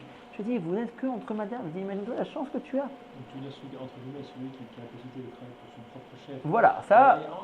Voilà, ça, c'est encore plus facile. Non, pas facile, c'est mieux. C'est mieux. Permissible. C'est sûr, voilà, c'est plus permissible. Bah parce qu'il peut se surveiller lui-même, on va dire. Voilà, il peut se fixer des zmanim de l'imoud et Torah, etc., etc. Mais tout le monde n'a pas cette chance-là, et en particulier quand il commence dans le monde du travail. Alors directement. Et puis quand aussi la dame, elle a besoin. C'est vrai si on veut faire des kiffs. Moi, enfin voilà, se faire plaisir. Enfin, il faut aussi. Oui, c'est sûr, c'est sûr aussi qu'aujourd'hui il faut. Voilà, aujourd'hui tu comprends, on ne veut pas être Rav Reikin qui vivait dans un 2 pièces, tu comprends. Rav Reikin il vivait dans un 2 pièces quand tu sais qu'une des 2 pièces était la cuisine. Le soir, il sortait la table pour dormir. Mon maître, m'a raconté, il m'a dit qu'il était, alors toujours il nous disait, non, il est Rabbi Herrera. Il nous racontait, il nous disait que Rav Reikin n'était pas pauvre, il était dans une situation qui frôlait la misère. Ouais, alors son beau-père était riche, il venait d'Allemagne, son beau-père, il était très riche. Sa femme, Rav Reikin, avait l'habitude en tant que jeune fille qu'on vienne à 4 heures lui servir le thé avec des domestiques avec des gants blancs. Ouais, tu comprends, elle venait d'une famille d'Allemagne très richissime. Et comment dire, ouais, avec. Ouais, c'est le même âge, imagine-toi. Au Maroc, ils ne sont pas de gants. Alors. Oui, alors le Rav Reikin n'a jamais voulu prendre un centime de son beau-père, rien. Donc Rav Reikin a marié tous ses enfants avec le même costume et sa femme avec la même robe, ouais, tous leurs enfants. Et et mon maître m'a raconté qu'une fois, une des petites filles qui était en classe, la maîtresse a écrit un mot comme quoi il lui manquait un compas. Alors je ne sais plus si c'était un compas ou si c'était une équerre, j'ai oublié, oui. Il lui manquait, mais je crois que c'était un compas. Donc ils ont fait un conseil de famille pour savoir si on pouvait se permettre la dépense d'acheter un compas. Après, il a été décidé que puisque la famille avait déjà un compas qui était dans la trousse d'une des grandes sœurs, et que la grande sœur et la petite sœur n'avaient pas cours de mathématiques, de géométrie à la même heure, alors ils allaient l'interchanger. Oui, ils allaient l'interchanger. Et donc ils n'ont pas... Alors je comprends qu'aujourd'hui tu ne peux pas élever des enfants comme ça. Ouais. Tu ne peux pas aujourd'hui élever des enfants comme ça. Tu comprends? Là c'était bien avec Rav Reikin, oui, à l'époque, et avec ce que lui il incarnait. Dans son Aujourd'hui, temps. voilà, dans son temps. Voilà. Alors maintenant, non, tu vas vouloir être borné. Comme Non, c'est un on veut être modèle. comme Rav Chaïkin. Ça marche pas aujourd'hui, tu comprends, ça La marche femme pas. à part, les gosses Voilà. à part. Alors, Il va être comme voilà, Raphaël alors, tout seul. voilà, exactement, comme la cabane. Mais tu vois, c'est pas le but d'un homme, tu comprends. Il faut avoir des enfants, il faut avoir une femme, il faut vivre dans une Une société. question qui est importante. Mais Qu'est-ce qui a fait que ça a changé comme ça? Alors, C'est ok, ça, parce que c'est quoi comme on a dit, la société s'est ouverte et maintenant les gens ils ont accès à beaucoup de choses qu'ils n'avaient pas accès avant. Mais ça ne veut pas dire qu'il faut plonger complètement dans le matérialisme. Ouais. Ça ne veut pas dire qu'il faut avoir dans Comme il peut. 7 paires de chaussures. Ouais, une paire pour chaque jour. Qu'il faut avoir 15 costumes, Hugo Boss, etc., etc. Mais c'est évident qu'il faut vivre avec un minimum de décence. Tu comprends? Les enfants, de les élever avec un standing moyen. Il faut rester toujours simple. Mais tu ne veux pas les élever dans la misère. Tu ne veux pas les élever avec rien. Très difficile. Le boss à Adnez, hein. Les Ouais, gosses. en plus de ça. Ah ouais? Ouais, comme ça on dit. Ouais. En ce moment, j'étais comme ça, j'avais un costume blanc. Je n'avais pas dit la parce que l'époque, je faisais pas bosser, je faisais après. Ouais, il paraît que c'est connu. Tous les codes, dis-le. Mais il paraît que Hugo Boss est connu qu'ils ont du Châtenay dans leur c'est costume. le bon exemple, hein. Ouais, et pareil. Fais de la pub en même temps pour le titre du Châtenay. Ouais, fais attention. En tout cas, voilà, c'est très à retenir. Il faut faire très attention à ne pas vouloir reproduire le mélar et le shtetl, etc., etc. C'est vrai, mais c'est vrai dans tout, tu comprends, c'est vrai dans tout. Ça, comme le vin, ça, on dépense de l'argent d'une bouteille de vin. Je veux dire, on peut faire autre chose avec. Non. Voilà, bon, il il y a le vin, faut, il y a il le faut, Shabbat. voilà, il y a le Shabbat, mais même, Il y a 20 et 20. mais voilà, mais Attends, c'est- chez voilà, Capitaine, tu as très bien dit. Il y a 20 et 20. Tout C'est un doit vrai être avec une mesure, tu comprends, tout doit être une mesure. Tu veux une voiture parce que c'est pour les important Shabbat. pour toi. Non, c'est pour les voitures Shabbat. Mais Tu mets 400 ou pas? Tu mets 400 ou pas? C'est pour la voiture si Shabbat. jamais tu y crois, si tu y crois vraiment que c'est dire votre Shabbat, Ou il dira de Bethel. voilà, si tu y crois vraiment que c'est dire votre Shabbat, alors oui. Mais même ça, je vais te dire. C'est dire votre Shabbat, mais que Shabbat veut aussi pour mon Bethel. Alors si tu veux dire votre Shabbat, et puis tu devras dire le votre Shabbat. Alors le costume aussi, c'est votre Shabbat. Parce que le costume, t'es pas Non. tranquille. Non, c'est alors, pourquoi Shabbat, j'ai pas Bon. donné Ah, pourquoi? Non, non, ça c'est pas non plus une question parce que Voilà. chacun s'identifie à quelque Ouais, chose mais d'autre, tu le- comprends? Le costume, c'est pas un nez. Chacun- Non, chacun- moi, je veux dire chacun- votre Shabbat, moi, je fais le tout pour les votre Shabbat. Voilà, il y a des gens. Non, Non, mais c'est pas toujours, Non, c'est pas toujours. non, c'est pas- Il y a des gars, il y a des gars, tu vois par exemple dans les mitzvot, ils sont à 100% étrog. Ouais. Voilà. Mais leur tefillin, bon, il est moins bien que leur étrog. Il y a des gars c'est l'inverse, ils sont à fond dans les tefillin et bon les étrog, ils prennent les houdards mais pas les mêmes prix. Après c'est aussi une question de ribour dans la neshama, tu comprends? Chacun est mitraber avec une autre. C'est métier. Voilà, c'est ça que je dis, ça il faut se jauger. Voilà, ça il faut se jauger, il faut savoir. Mais en général, toujours la marche à suivre, la grande ligne d'or et le kava emtsaï. Ouais, c'est-à-dire toujours la voie du milieu. Ouais, la voie du milieu, être meouzan. Tu comprends? Pas d'excès dans aucun sens. C'est toujours en général nocif les excès, c'est toujours négatif. Jamais faire d'excès. Tu veux une voiture, il n'y a pas de problème, une voiture moyenne. Tu veux des repas, il n'y a pas de problème, des repas moyens. Tu veux des costumes moyens, tout moyen. Les midotes, c'est des mesures. Oui, C'est des voilà, mesures, tu vois. comprends? Il ne faut pas rentrer trop dans Voilà, les excès. tu comprends? Bah, voilà, exactement, Ça, pas c'est d'excès. vrai, excusez-moi. Pas d'excès. La mesure. Et c'est vrai dans tout, tu comprends? C'est vrai dans tout. Et comme ça, voilà, tu vis une vie positive. Tu vis une bonne vie. Il n'a pas une- Voilà, oui, alors maintenant on comprend encore un peu. Ouais, donc on y va. Donc, Valzé Katouf Be'Iyov, ouais, c'est marqué dans Iyov, Yamut Velo Bechokma. Donc le passouk dans Iyov nous dit l'homme pourrait mourir sans intelligence. Alors quel rapport? Qu'est-ce que ça veut dire que l'homme pourrait mourir sans intelligence? Alors l'explication de ce verset a été écrite dans le Shara Gilgulim et rapporté dans le livre du Ben Ishra et d'Atout Vuna. Qui dit Famim, il y a parfois Adam, un homme, Yatsa Yede Chovato Belimut Apshat Shel Shash ou Poskim, Vegamar et Tikuno Ze. Venishar lo lilmod et Chochmat Asod. Des fois, un homme, il arrive sur terre, on en avait déjà parlé, et il étudie la Gemara, il étudie la Halacha, et en fin de compte, il ne lui aurait plus manqué qu'à étudier la Chochma la Kabbalah. Veimenolomen, mais s'il se dit non, ça c'est pas pour moi j'étudie pas la Kabbalah, Imken en lo mala asot ba'olamazé. Il n'a plus de raison de rester sur terre. Parce que tout ce qu'il devait réparer par rapport au limoud de la Gemara, de la Lacha, il a déjà accompli. Et la seule raison pour laquelle il reste, c'est pour achever la dernière phase de la Torah qui est l'étude du Sod. Et comme ça, il refuse de l'aborder, alors Yamoutou, il va devoir mourir avec l'Obe Chochma. Et tout ça à cause de quoi? L'Obe Chochma, parce qu'il ne veut pas étudier la Chochma. Il ne veut pas étudier la Chochma, la Kabbalah. Et à propos de cet homme-là qui refuse d'étudier la Kabbalah, le pasuk nous dit Yamoutou, ils disparaîtront ces gens-là, Mishum velo bechokma, parce qu'ils n'ont pas voulu étudier la chokma, ils n'ont chokma tasod, qui est donc la chokma de la Kabbalah. Veze ta'am l'extat tzadikim gmurim, shemetim bekitsur shanim, nous dit le Shar Gilgulim, c'est la raison pour laquelle on voit des fois des grands tzadikim qui meurent jeunes. Pourquoi? Parce que tu vois des grands Talmidei Chachamim, ils ont déjà tout abordé en ce qui concerne l'étude du Pshat, il ne resterait que l'étude de la Kabbalah et ça ils refusent de l'aborder. Et donc, Akadosh Baruch Hu les reprend, ils n'ont plus rien à faire sur cette terre. Dans l'introduction que le Arizal fait sur le livre donc, du Etzraïm, il s'est beaucoup allongé sur l'importance d'étudier la Kabbalah. Vekatav, et là-bas il a écrit Shanimna Milimud Ze, celui qui s'empêche d'étudier la Kabbalah, Modnea et Binyan Bet Hamikdash. Il empêche la reconstruction du Bet Hamikdash. Ou Metikun Ashrina, et il empêche la Shekhinah de revenir en Eretz Israël. Vegorem Tsarot Baola, mais il entraîne des catastrophes dans le monde, Rahman al-Islam. Vechen Alimud Shelaem Beshash ou Poskim, Lo Chashiv Limud Lishma. Et même le limud qu'ils ont dans la Gemara et dans les poskim, tant qu'ils n'étudient pas la Kabbalah, ce n'est pas appelé un limud lishma. Alors ça, si vous voulez, on lira à l'introduction du Harizal. On verra que celui qui étudie que du pshat est appelé Eved de Akadosh Baruch Hu, un serviteur. Celui qui apprend la Kabbalah est appelé Ben, un enfant d'Akadosh Baruch Hu. On verra qu'en réalité, si je me souviens bien de ce qu'il dit là-bas, c'est que tout le limud du pshat, en réalité, ça a toujours un rapport avec toi. Ouais. Donc en fait, tu étudies pour toi savoir. Ouais, pour toi savoir comment te comporter. Pour toi savoir quoi dire, quoi répondre, quoi faire. Le limud de la Kabbalah, il n'est pas toujours par rapport au maasé. Ouais, c'est plus un limud de réflexion. Donc ça, c'est un limud, si tu veux, qui concerne complètement Akadosh Baruch Hu. Et là-bas, il dit encore d'autres raisons. Et là, imken, donc l'étude n'est appelée une étude lishma, alef, alef, kaf, et là, imken, seulement et si seulement, lomdim gam et sodot Torah, chez Zéou limud lishma. On étudie aussi le limud de la Kabbalah, que seulement lui, il est appelé le limud lishma. Le Shem Hashem, chez Zo Ashrina la Kima Me'afara, qui est donc le limud au nom de la Shrina pour la relever de ses cendres, de là où elle a été jetée par le Chorban Bet Hamikdash et les Averot des Bnei Israël. Vayen Sham Beshem Azor HaKadosh et Bifrat Be'gveta Dimshicha, Chayavim Kulam La'asok Betorat HaKabbalah Kedelemer et HaGeula. Encore à plus forte raison, à l'époque de ce qu'on appelle les prémices de la délivrance, qui sont donc les temps qu'on est en train de vivre, l'importance et le chiyuv d'étudier la Kabbalah est encore plus grand. Comme ça, on accélère le processus de la Géoula. Il n'y a aucune autre étude au monde, même celui de la Gemara et des Poskim, qui accélère la délivrance du Ham Israël de la Galout, que le limud de la Kabbalah. Tout celui qui pourrait avoir accès à la Torah de la Kabbalah et n'étudie pas la Kabbalah empêche la délivrance, les Merakev et Géoula.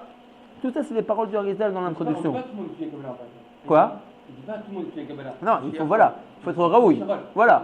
Il a étudié avant, par exemple, ça va, il dit pas tout le monde, non? Que quoi Quand il dit, c'est la fois d'une mode, celui qui a la possibilité. Chez nous, le mec. Voilà. C'est quoi, il avait le potentiel d'étudier. Voilà, il a la possibilité, il a le potentiel, et il veut. Ouais, il a aussi le cocher de le faire. Il dit qu'il y avait un grand qui dit que tout le monde est là. Ouais, aujourd'hui, voilà. Si jamais tu as une ramade intellectuelle. Ouais, il a raison aussi. Si le type, il n'est pas encore au top par rapport à Shabbat, par rapport à Nida et ces trucs-là, alors il. Malheureusement, ils sont complètement entendus. Ouais, ils sont à l'ouest et ils sont déjà avec un ciseau arrachage dans la main. Ils sont éliminés. Ils font Sharakavano. Non, ça, voilà, tu as raison. Il faut quand même une certaine hygiène de vie rouhanite. Voilà. Et à côté de ça, voilà, exactement. Alors, le type, tu as tout à fait raison à 100%. Au contraire, ça, c'est même dangereux pour lui d'étudier ça. Comme on avait dit, le limud à Kabbalah, c'est pénétré. Voilà, oui, c'est sûr que même s'il a le niveau intellectuel s'il n'a pas d'hygiène de vie spirituelle. Ouais, voilà, je t'avais raconté, voilà, ce gars-là et tout. Donc ça, effectivement, il faut faire attention à son hygiène de vie, ça c'est évident. Donc, Vekatav et Shulchan Aruch HaGraz, donc c'est le Baal HaTanya, ouais, le Shulchan Aruch du Graz, de Rabbi Zalman. Ouais, il a aussi écrit un Shulchan Aruch, donc on appelle ça Shulchan Aruch HaGraz, le Shulchan Aruch de Rabbi Zalman. Il écrit dans la halachot de Talmud Torah, Perek Aleph Halachat Dalet, Amru Chachmei Haemet, donc il cite, il dit, les Chachamim de la Kabbalah ont dit, Shekol Nefet Tzricha Letikuna La'asok Bepardes, chaque âme pour arriver à son tikkun doit étudier les 4 phases de la Torah qui sont mentionnées dans la parenthèse, Pshat, Remesh, Drouj, Vesod. Et il doit étudier d'après ses capacités. Tout celui qui peut beaucoup étudier, et il est fainéant, et à cause de sa fainéantise, il n'a pas pénétré ces 4 domaines-là. Et la Me'at, si ce n'est un tout petit peu, il n'a pas pénétré d'après ce qu'il aurait pu. Il devra revenir en réincarnation, c'est terrible. Il devra se revenir en réincarnation pour achever les parties du limud qu'il n'a pas achevé. C'est un nun, ils ont marqué un vav. Que ce soit s'il n'a pas suffisamment étudié la halacha, ou alors s'il n'a pas suffisamment intégré la partie qui s'appelle remazim et drashot. Vehen besodot Torah, ou alors s'il n'a pas voulu étudier les sodot de la Torah, il devra revenir en réincarnation. Balzenemar bepsachim, sur ça il a été dit dans la Gemara de Psachim, Dafnu namimud alef, Ashremi sheba lekan betalmud obeyado. Heureux celui qui est venu chez nous dans le Olam Haba avec son étude dans la main. C'est quoi avec son étude dans la main? Toutes les 4 phases de la Torah. D'accord? C'est pas que le pshat ou que le drush ou que l'alacha. C'est les 4 phases de la Torah. Kede shelo itztarer lachazor begilgul. De ce fait-là, il ne reviendra pas en Gilgul. Vayen beshar hamitzvot le'arizal be'agdama.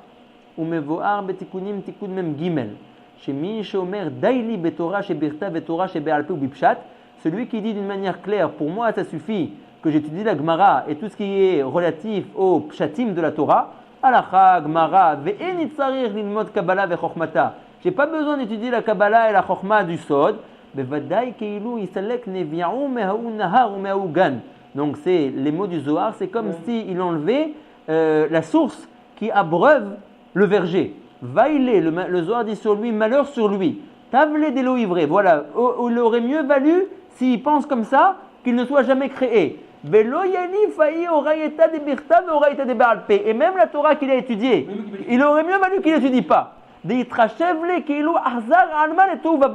C'est considéré comme si, avec sa parole, avec cette guicha qu'il a, que non, bon, la Kabbalah c'est pas pour moi, moi j'étudie que les pshaté à Torah, c'est comme s'il faisait revenir le monde au tohu babou, au néant.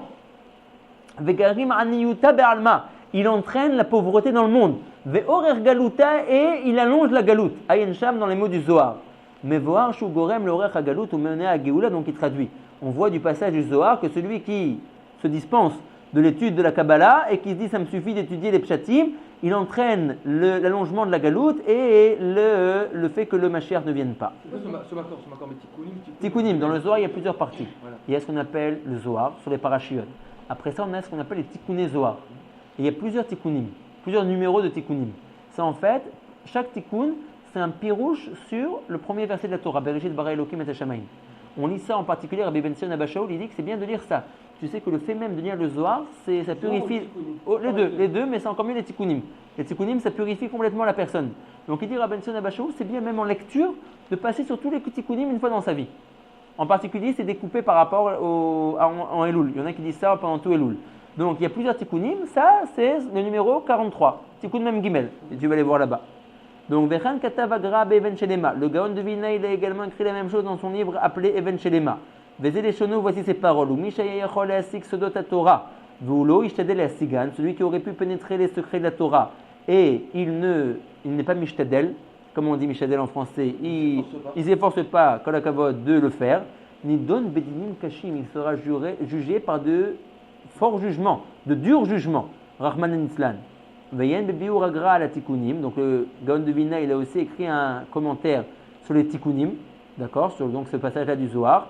Charlie Deze ou Me'aharet HaMashiach. Donc la même idée que le fait de s'abstenir du limoud de la Kabbalah entraîne que le Mashiach ne vient pas. Vechen katav Rav Chaim Vital bagdamato le'etzraim shemishum shelo lomdim et chokhmat HaKabbalah lo nivne bet hamikdash. Rav Chaim Vital a écrit également la même chose, que par le fait qu'on s'empêche d'étudier la Chokhmah, la Kabbalah, on empêche la reconstruction du Beth Amikdash. Mais Necherav bait rishon vesheni biglal shelo asku beKabbalah. Ou Zorakadot par exemple. Non, voilà, non, ça c'est le limoud à Kabbalah, le limoud, pas le fait de lire. Dommage, le limoud à Kabbalah, le fait d'avoir des connaissances en Kabbalah. Tous les moussagim. Voilà, les moussagim, voilà, pas simplement le fait de lire des paroles de Zohar. Donc maintenant ici il dit un chidouche. On a fait une erreur en vérité par rapport au fait qu'on est venu ici du système. Il a pris plutôt sur le côté d'Itaï. Ouais. Il a pris sur le côté Yerushalmi. À la base, Yerushalmi, on avait ces midrash de Torah. Ouais, tu as raison. Il n'y en a pas beaucoup. Ouais, pas tellement. Donc maintenant on voit un chidouche dans les paroles de Rav Chaim Vital. Il dit que le premier Beth Amikdash et le deuxième Beth Amikdash, pourquoi est-ce qu'il a été détruit? Parce qu'ils n'ont pas étudié la Chokhmat HaKabbalah comme il se devait. Ça c'est un chidouche qui n'est pas marqué dans la Gemara. On va pas dans la Gemara. Il y avait la Snatrinam exactement aussi. Donc ça c'est les pans connus, on va dire, dans la Gemara. Mais apparemment il y a d'autres raisons pour lesquelles le Beth Amikdash il a été détruit. Il faudrait qu'on aille voir là-bas. Mais le Rav Chaim Vital dit qu'une des raisons c'est parce qu'ils n'ont pas étudié la Chokhmat HaKabbalah comme il se devait. Balzé Nehemar. Et sur ça, il a été dit la briot shel Torah. Malheur aux créatures de la honte de la Torah. De quelle honte il s'agit? C'est la honte du fait qu'on délaisse la partie de la Torah qui s'appelle les sodot de la Torah, de la Kabbalah. Donc la Torah a honte. Elle te dit quoi cette partie-là? C'est Kaviachol, c'est du Une Coran. basse-colle qui sort. Ouais, exactement, il y a une basse-colle qui sort. Ouais. Ouais. Là-bas, le plus rouge, la Torah. Là-bas, il y a plein de pirouchim. Ouais, tu peux trouver de plein de pirouchim. Non, c'est vrai. Mais la vraie explication, il dit Raphaël Mittal de ce passage-là, c'est par rapport à la Torah lettriste, du fait qu'on a délaissé cette partie de cette connaissance des sodas de la Torah et de la Kabbalah. Les gens ne s'adonnent plus à l'étude des sodas de la Torah, rak au levush, au pshat. Vezé albon la Torah, et ça c'est une honte pour la Torah. Et donc ces gens-là qui ne s'adonnent pas à l'étude de la Kabbalah prolongent l'exil. Où c'est écrit ça? Alors voyons, on va voir, c'est Vechen Katav Raphaël Mittal dans la Akdama du Etzraïm. Dans la Akdama du Etzraïm. Tout ça c'est Raphaël Mittal dans la Akdama du Etzraïm. Ou Akdama les Sefer Or Achama, les Moara Azulay, donc ça c'est l'arrière-grand-père du Chida. Katav, là-bas il est marqué, des Dara Batra'a, la dernière époque, donc les dernières générations, Mitzvah Minamufrar, la meilleure des mitzvahs sera Shitrasku Barabim Betorat Kabbalah, qui fassent des yeshivot, qui fassent des kolélim et qui commencent à étudier la Chorma de la Kabbalah en public. Ouais. Aujourd'hui, voilà, le Rav Sraya Davlitsky, il écrit, il dit aujourd'hui, est-ce qu'il faut faire la Kabbalah en public, il ne faut pas faire la Kabbalah en public, etc., etc. Il ramène un autre Rav dont j'ai oublié le nom avant lui, qui dit quelque chose de fort. Il dit, quand la Sitra Achara, quand la Toum'a faisait ses bêtises en catimini, à l'époque, ouais, alors nous aussi, on étudie la Kabbalah dans notre coin, ouais, d'une manière intime. Il dit, mais depuis que la Toum'a s'est exposée, ouais, et a commencé à défiler dans la rue, il dit, il y a plus de raison que nous, on se cache d'étudier la Kabbalah. Pourquoi? Parce que ça, le limoud de la Kabbalah, c'est comme du feu, ouais, qui brûle toutes les impuretés. Donc tant que le feu, il était discret, nous aussi, on travaillait contre lui de manière discrète. Mais à partir du moment où il a revêtu un habit d'effronterie, ouais, il se met comme ça dans la rue et il défile et il montre qu'il est là. Alors nous aussi, ouais, nous aussi. Ça marche quand tu es sûr de ce que ton costume va. Oui, c'est sûr, ça ne veut pas dire. Non, c'est sûr, ça ne veut pas dire qu'il faut ouvrir ça à n'importe qui. Non, ça fait qu'il faut rester. Non, il a raison, que dans le dos s'abstenir. Ils sont purs, c'est bien, ils vont ramener de la gloucha. Ouais, non, c'est sûr.